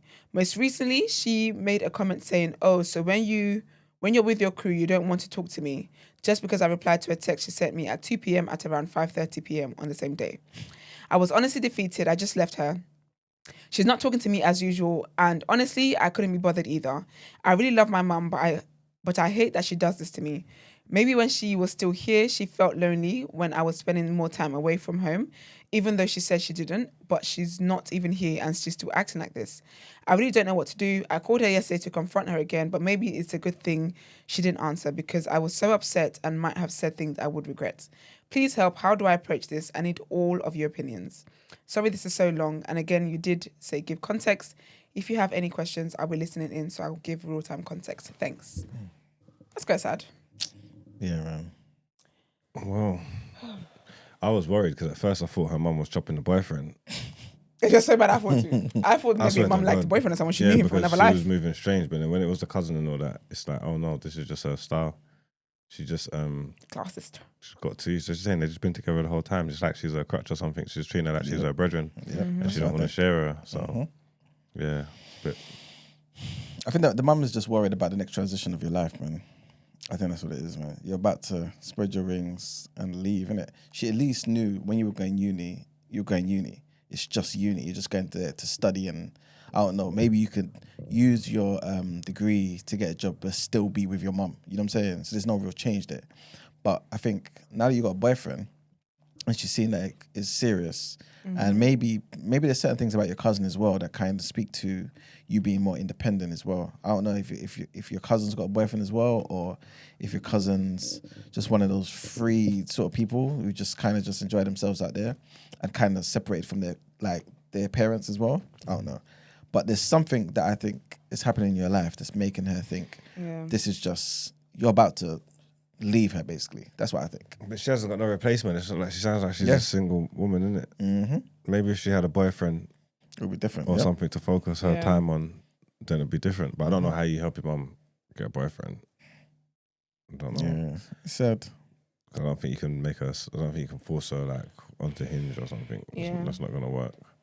So, we must have some advice for her. What I was gonna say is just. I know it's tough, innit? But I think it was a good thing, obviously, not talking to her when you were so livid like that, innit? Like, you don't really want it to go into you being super disrespectful to your mum, because that will then become the new thing that the issue is about. You know what I'm saying? But you don't want it to be. What's that film with Adam Sandler, who's connected to his mum? Like, what's it called? For You're a Virgin. No. He plays does he play American football or something? Warboy. That's the one. See how he's super connected to his mum, and his mum would do anything to sabotage any relationship. You know what I'm saying? Yeah. Like, you don't want it to be that sort of situation. I'm not saying your mum is as bad as that. Like, she was a maniac, but you know what I mean? Like, sometimes they just think about themselves because life will be hard, or at least they think life will be super hard when you're not there. Like you said, it's only been you and your mum for your whole life. Mm. You know what I mean? Potentially her best friend and her number one Code D is going to be gone. You know what I mean? So I think it's tough for her to deal with. Yeah, but then sorry, but I hear it, but that's not a reason to be emotionally abusive. Not talking to your child and stuff is a form of emotional abuse. You can't, I get it's always been us, blah, blah, blah, blah, blah, whatever the case might be. But her mum is not even saying people are not even good for you. She doesn't think that they're on her level. That's some form of classism, or it's some kind of ism. I think she's making it up though. Yeah, but but she's got bare cousins. She's got other cousins there. It's this one particular cousin and this particular boyfriend. So I get that your mum might feel lonely or whatever, but what you need to explain to your mum, I think next time you talk to her, and I do think you need to talk to her, is let her know that you guys can either have a relationship while you have other relationships too, or you guys can have no relationship while you go ahead and have other relationships. Your mum can't say because it's always been both of you, that means that you're not allowed to go forth and live your life. She literally, let your mum know that what she's doing is actually pushing you further and further away. Because there's only so much of this nonsense that you're gonna take. I think it's silly. It's fucked up because people, obviously, you can't choose your family. People have family members that are like horrible people, and they make excuses for them or they don't realize it. Like, do you know what I'm trying to say? It's like, I've seen people that do that, and it's maybe it's not my place to say, but your mum's not a nice person. She's not nice. It's and not you nice. Like, you can't do nothing about it because it's your mum. I get it. Like, I get it, but then you're tempted to her, but I'm like, you can. It's Like, horrible. she's not a nice person. She's And not you're nice. screwed because, like, you know what I'm trying to say. But then that's the thing though. So I feel like let her know that where you're at in your relationship, you can't keep having these conversations. You're gonna have many other people in your life. The friends that you're friends with in uni, yes, you might be friends with them for forever, but you're gonna have new people come into your life and new friends come into your life. Is she gonna be doing these little theatrical things every single time? Your mum is immature. She's immature. And so what you need to let her know is that if she doesn't fix up, she's going to lose you as well. Mm-hmm. Then she'll really have nobody. You can't be doing these things and saying, oh yeah, because it's always been both of us and blah, blah, blah, blah. Wouldn't you want the circle to grow? Let me bring in a boyfriend that you love and now he's like a son to you and now we're all just chilling together. Misery loves company and your mum is moving real miserable. 100%. Even from how many miles away? Don't enable this behavior. I think people enable with their parents' foolishness way too much. Don't enable this behavior. But have a conversation with her and let her know what the reality is. Is that this whole thing is stressing you out. It's draining and it's annoying. Okay, you don't think people are good for me. That's fine. I'll keep my eyes up. I'll keep my eye out for any nonsense that could happen. Let me go through my life experiences and learn and grow the way I need to. Mm-hmm. You can't, as a parent, you can't protect your kids from everything. How will they grow? How will they learn? Let them have life experiences of their own. So let her know these things, but let her know it more importantly that she is going to lose you as a daughter if she doesn't fix up. I'm not just let her know like I'm not going to want to talk to you that much anymore. I'm not going to want to do these. I'm going to want to spend time with you. I'm not going to want to check in on you. If every time we call and whatever, it's you giving me the silent treatment like a kid, or it's you saying this person's not good for me and I'm above this person. She doesn't think like that. But then her mum is then telling her, see this person as beneath you. That's ridiculous. Don't enable your mum's behavior. It's foolish behavior. Love and light though. I hope you guys can work it out. Yeah. If your mum needs therapy, let her know that maybe it's time she needs someone to talk to about that. Okay. Oh.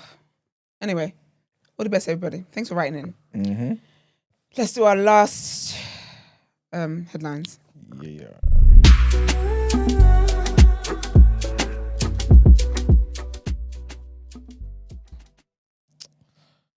Sorry, people. Okay.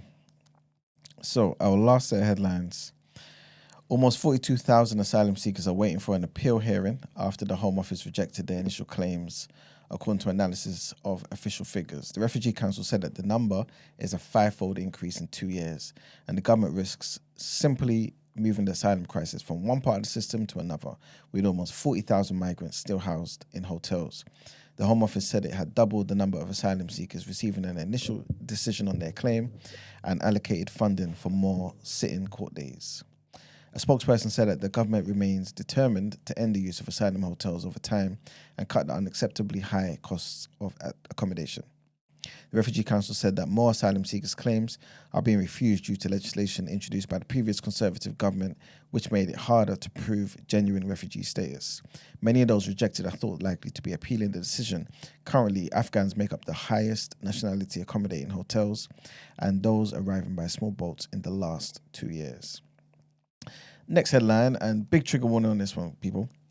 Big trigger warning. The High Court, that is involved in the whole situation with Noel Clarke, has heard that a childhood friend of Noel Clarke saw one of the women accusing the former Doctor Who star of sexual misconduct grope him in a playful manner. So Clarke, who is 49, is suing Guardian News and Media GNM for libel over 7 articles and a podcast containing allegations of misconduct against him, published between April of 2021 and March of 2022. One of the women who will give evidence for The Guardian is Gina Powell, who's a film producer and a documentary maker who worked for Clarke's company Unstoppable Productions from 2014 to 2017. On Monday, Philip Dorr, who worked for Unstoppable between 2014 and 2015, said that he saw the same lady, Gina Powell, grope Noel Clarke at the premiere for the film Scottish Muzzle at the Edinburgh Festival in 2015. The court heard that in his witness statement, Dorr had described Powell as touching his childhood friend in a friendly way on his buttocks. Gavin Miller, KC, representing GNM, said that's not groping, is it? Dorr then replied, this is the guy, Philip Dorr, he then replied, if someone touches your buttocks, how else would you describe it? She playfully touched his ass. Clark previously told the court that Powell groped him on his bottom multiple times on a trip to Edinburgh. Sorry, hold on a second. Clark previously told the court that Powell groped him, on his bottom, multiple times on a trip to Edinburgh. It has emerged that at least 5 of the 15 people who were supposed to give oral evidence in support of Clark's claim will no longer be doing so. So far, 9 witnesses have given oral evidence for Clark, including Clark himself. Last headline, and Christian evangelical organizations instrumental in creating the US program that has saved millions of lives from HIV AIDS are pressing the Trump administration to rescue the scheme from crushing cuts to foreign assistance. So the State Department has said that the 2-decade-old president's emergency plan for AIDS relief, which is estimated to have prevented 25 million early deaths, is exempt from the cancellation of most US overseas aid. But the program is heavily relying on logistical support from the US Agency for International Development, USAID, which has seen most of its projects killed off. Evangelical groups, many of which backed Trump's election because of abortion policies, say delivery of anti-retroviral medicines funded by the US has all but ground to a halt in some countries, particularly in Africa. They warn that this could lead to a resurgence of AIDS in parts of the world where it has been brought under control, costing millions of lives. But other evangelical organizations and churches have been accused of staying silent in defense of what has been described as one of the most successful foreign aid programs in US history for political reasons, because so many of their members support Trump. And that's it for the headlines, people. All right, let's pay the bills. Get into reaction.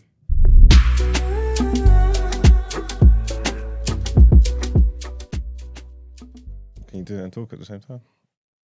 Welcome to the reaction, people, where I read out the sports headlines. No, because obviously I see some stuff that was going in there that I didn't even know that was going down about the boxing. And obviously E-Man's our resident combat sport professional.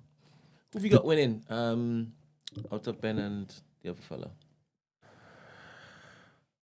I'm invested now. No, I've been invested. I wanted to watch that fight ages ago. Eubank should do it. I think Eubank should do it. I was saying that he wants him to, but he doesn't think he will because he's dropping weight. Yeah, he's dropping weight. He's got a rehydration clause as well. And I think Conor Ben's already got experience at 154. Even though he keeps saying, I'm at 147. He's a 154 fight. His last 2 fights have been 154.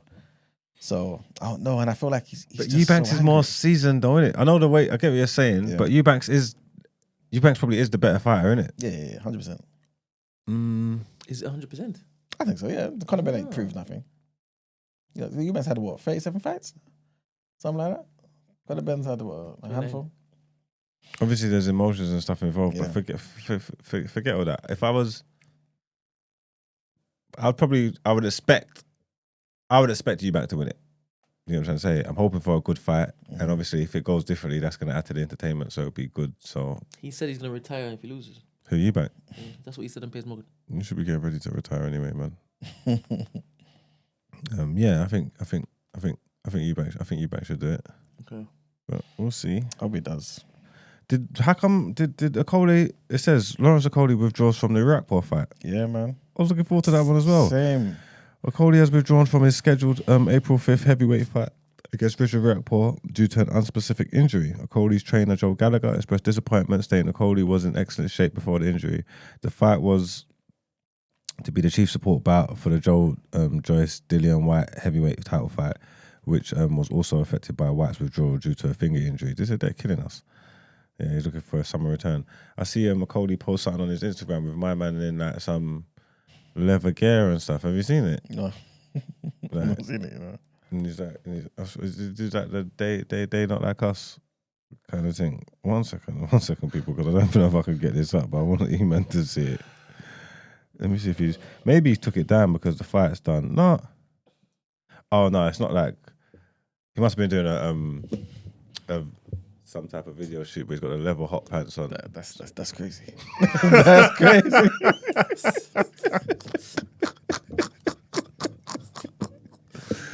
I wanted to see this fight, man.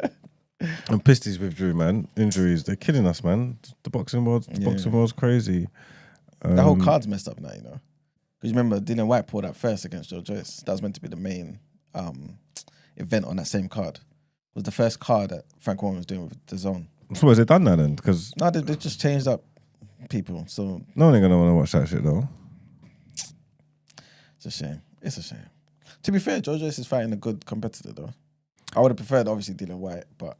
So who's his new opponent? Philip Hargovic. Mm-hmm. I don't know Hargovic. Is he any good?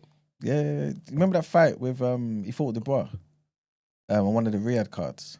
It was meant to be a fight that Hargovic might have won or should have won. That's what people are saying anyway. Dubois beat him. Yeah, he beat him. So it's gonna be a tough fight. Hargovic should win. If he's serious, he should win. Because Joe Joyce is basically done now. Respectfully. Okay, and obviously over the weekend there was football going on. It took place. Obviously the league's over now, really and truly. Let's have it right. The relegation places are pretty much done. Liverpool have taken this one. Basically, I can't see Arsenal catching them now. So Liverpool won the league. I suppose there's competition for the European places. The top four is kind of close. I think all the way down to like 9th place maybe. Still involved in it. It's pretty close, depending on how the results go. There's teams in there. Newcastle are still going strong. City and Newcastle are right outside it because the top four is Chelsea and Forest, isn't it? Forest are still doing amazing, still picking up points every weekend. They look like they're probably going to get it done. But 3rd or 4th place is still up there. Like I said, City and Newcastle are just outside it. Not Birmingham, sorry. What am I talking about? Bournemouth, Brighton, Aston Villa. They're all in and around it, you get me? Depending on who can pick up results and who drops results, like there's still a lot to play for. So I guess that's what it is. The European places is what we're looking at now. You get me? Obviously United are up to 13th now. Come on. We'll do that. So what happened there over the weekend? Everton and West Ham drew 1-1. Forest still going strong, beat Ipswich Town 4-2. Southampton are out of there. Lost to Wolves 2-1. City surprisingly couldn't get the job done. Well, not surprisingly, they ain't been amazing. Well, look where they are. And Brighton have been decent. I think that's like 7 games unbeaten. You get me? Brighton, that new manager, they got the youngest manager in the league. He's like 32 or something like that. Yeah, he's done good with them. He's got them kicking balls slightly. They drew 2-2 with City, and Bournemouth lost to Brentford at home. I knew that would be a game with goals in it because they're both decent teams. But Bournemouth have been really good this season, and they was at home. I thought they was going to get it done. But Brentford done their thing. And then on the Sunday, Arsenal beat Chelsea 1-0. I heard it was boring game, terrible game, but they got it done. Who scored? Marino. Yeah. Makes your striker, getting it done. That's all we need. Chelsea are, I don't know what Chelsea. I don't know if they're gonna manage to hold on to that top 4. Hopefully they keep Sancho. All that stuff about trying to give Sancho back is crazy. They need to keep Sancho. That'd be crazy if they do that. I've never even heard anybody. It's an obligation to buy. I've never heard anybody refusing the obligation. Like I didn't even know that was possible. So that's crazy. Spurs are still Spursing. I was with Scorcher yesterday saying Ange's the worst manager in the whole league, hands down. That's a bit messed up. He says he always wins a trophy in the second season. They're still in Europa League. So there's that. And then United beat Leicester City 3-0. Kept a clean sheet. Unbeaten in 4 or 5 in the league, I want to say. Things are looking up. They're getting better. You get me? The gaffer's doing all right. Obviously, we still got injuries and stuff, but the players are looking like they're kind of getting a understanding of what he wants. He's understanding his players a bit more, and the performances are definitely getting better. We've got a 2-week international break now, so that will help bring a few people back and give them some more time on the training pitch, and hopefully finish the end of the season strong. We're still in Europa League as well, so that's what we're going to go for. I wouldn't say we're the favourites just because the way the season's gone. I wouldn't say we're the favourites, but I think we can do it. We've got Leon next. It's going to be tough. But yeah, that was the end of the football, man. Just the end of the reaction. Amazing. Time to wrap up. All right, let's wrap up.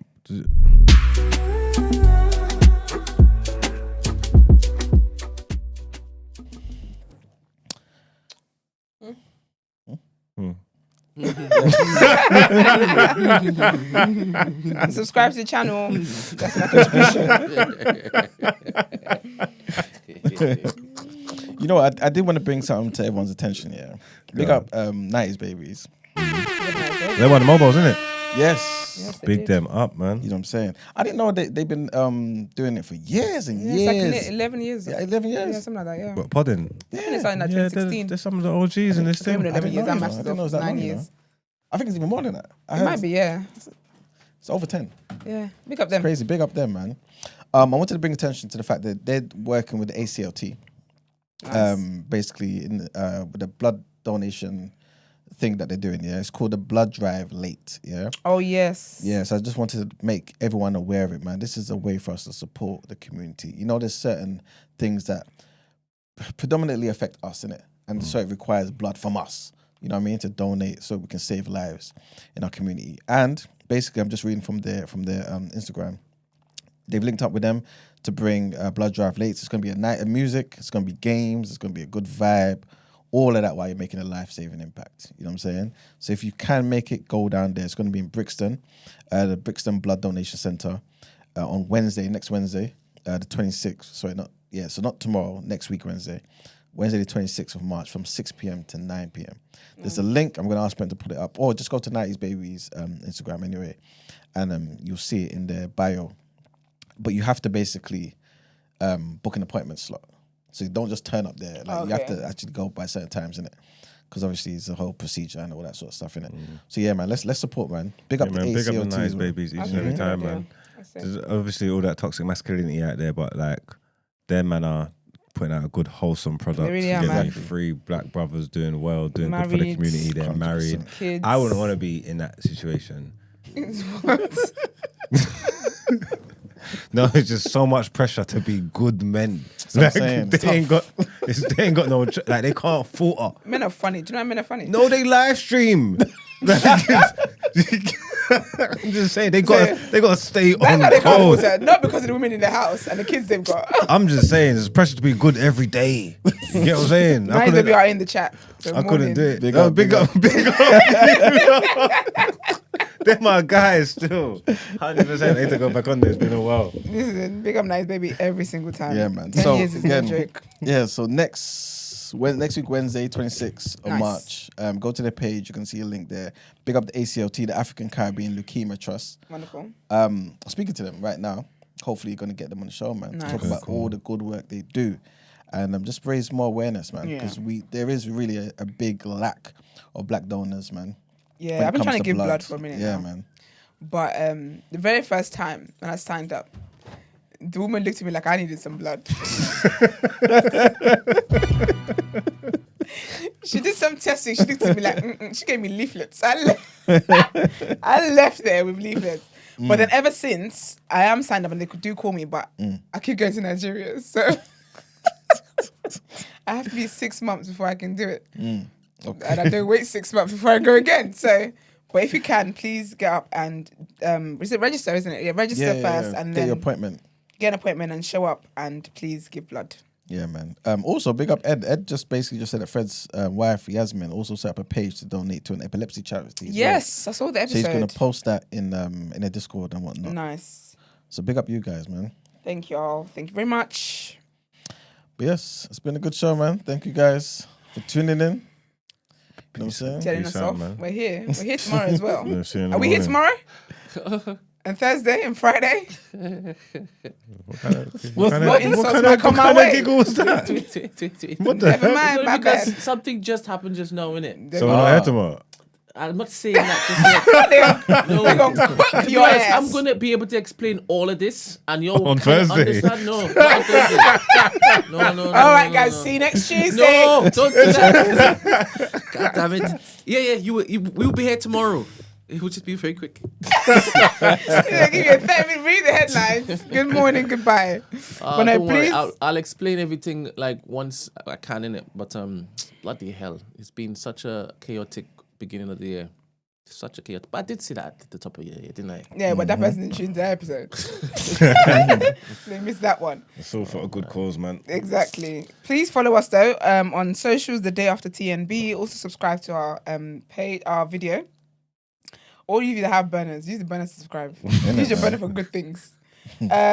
Subscribe to our channel as well. Like the video, share it, all that great stuff. And as we said, the invitation is open for guest hosts. So please contact the Day After TNB on Instagram. Yeah, bring all the energy this way, innit? Please bring the energy. Please bring the energy Bring the this energy. way. Yeah, typing. Bring it. I'll be welcoming all of you. And see how energetic you'll lie on the camera. That's not gonna make people come forward. At all. That's not gonna make me. Snowstorm, where are you coming through? You particularly. Let's I think not it's start calling names. Proverbs 3:15 to 18. That's Snowstorm, no? 3:15 to 18. That's the same person, right? Nah, man. No? Different. Are you sure? Nah, I'm sure. Very sure. She got many different names. Different people. Are you sure, Emmanuel? Very completely. Hold up. Very completely sure. This one. Can't be asked. She changed it. Can't be asked to do what? No, This that's is the Snowstorm. one. That was Snowstorm. The criminal. The picture. So she can't be asked to do what? Come on the show. She's been threatening to come for the longest while. Please bring yourself. Yeah, man. Anyone that can't be asked to come on the show cannot talk about us not being here. At all. You lost your rights. Because they're different proverbs. That's the same one. No, it's different to the original Proverbs. Oh, it's different. Yeah. There's a Proverbs impersonator. No, so that's Snowstorm. She's changed her She's thing. new gen. Yeah. So that's not proverbs. So that's not the OG Proverbs. No, that's not the OG Proverbs. Okay. She's been quite a few different names. I did think, to be fair, when I saw asked, I Yeah. thought, Proverbs don't sound like she talk like that. No. Can't have a Bible verse and be swearing. That's crazy. That's crazy. Proverbs 3:15 to 18. That's wild. This is the legendary Guy Fawkes. I'm sorry, Snowstorm. You definitely need to be in the studio, mate. You definitely got to be in here. Oh, yeah. Big up Anyway. Snowstorm, man. We've had some legendary mornings on this. We've show. had some mornings. We've actually, everyone's found their feet now. It's good. But we've had some mornings. Anyway, have a great Tuesday, and we'll see you guys here tomorrow for 5 minutes. I'm joking. We'll see you guys here tomorrow. Bye. Peace.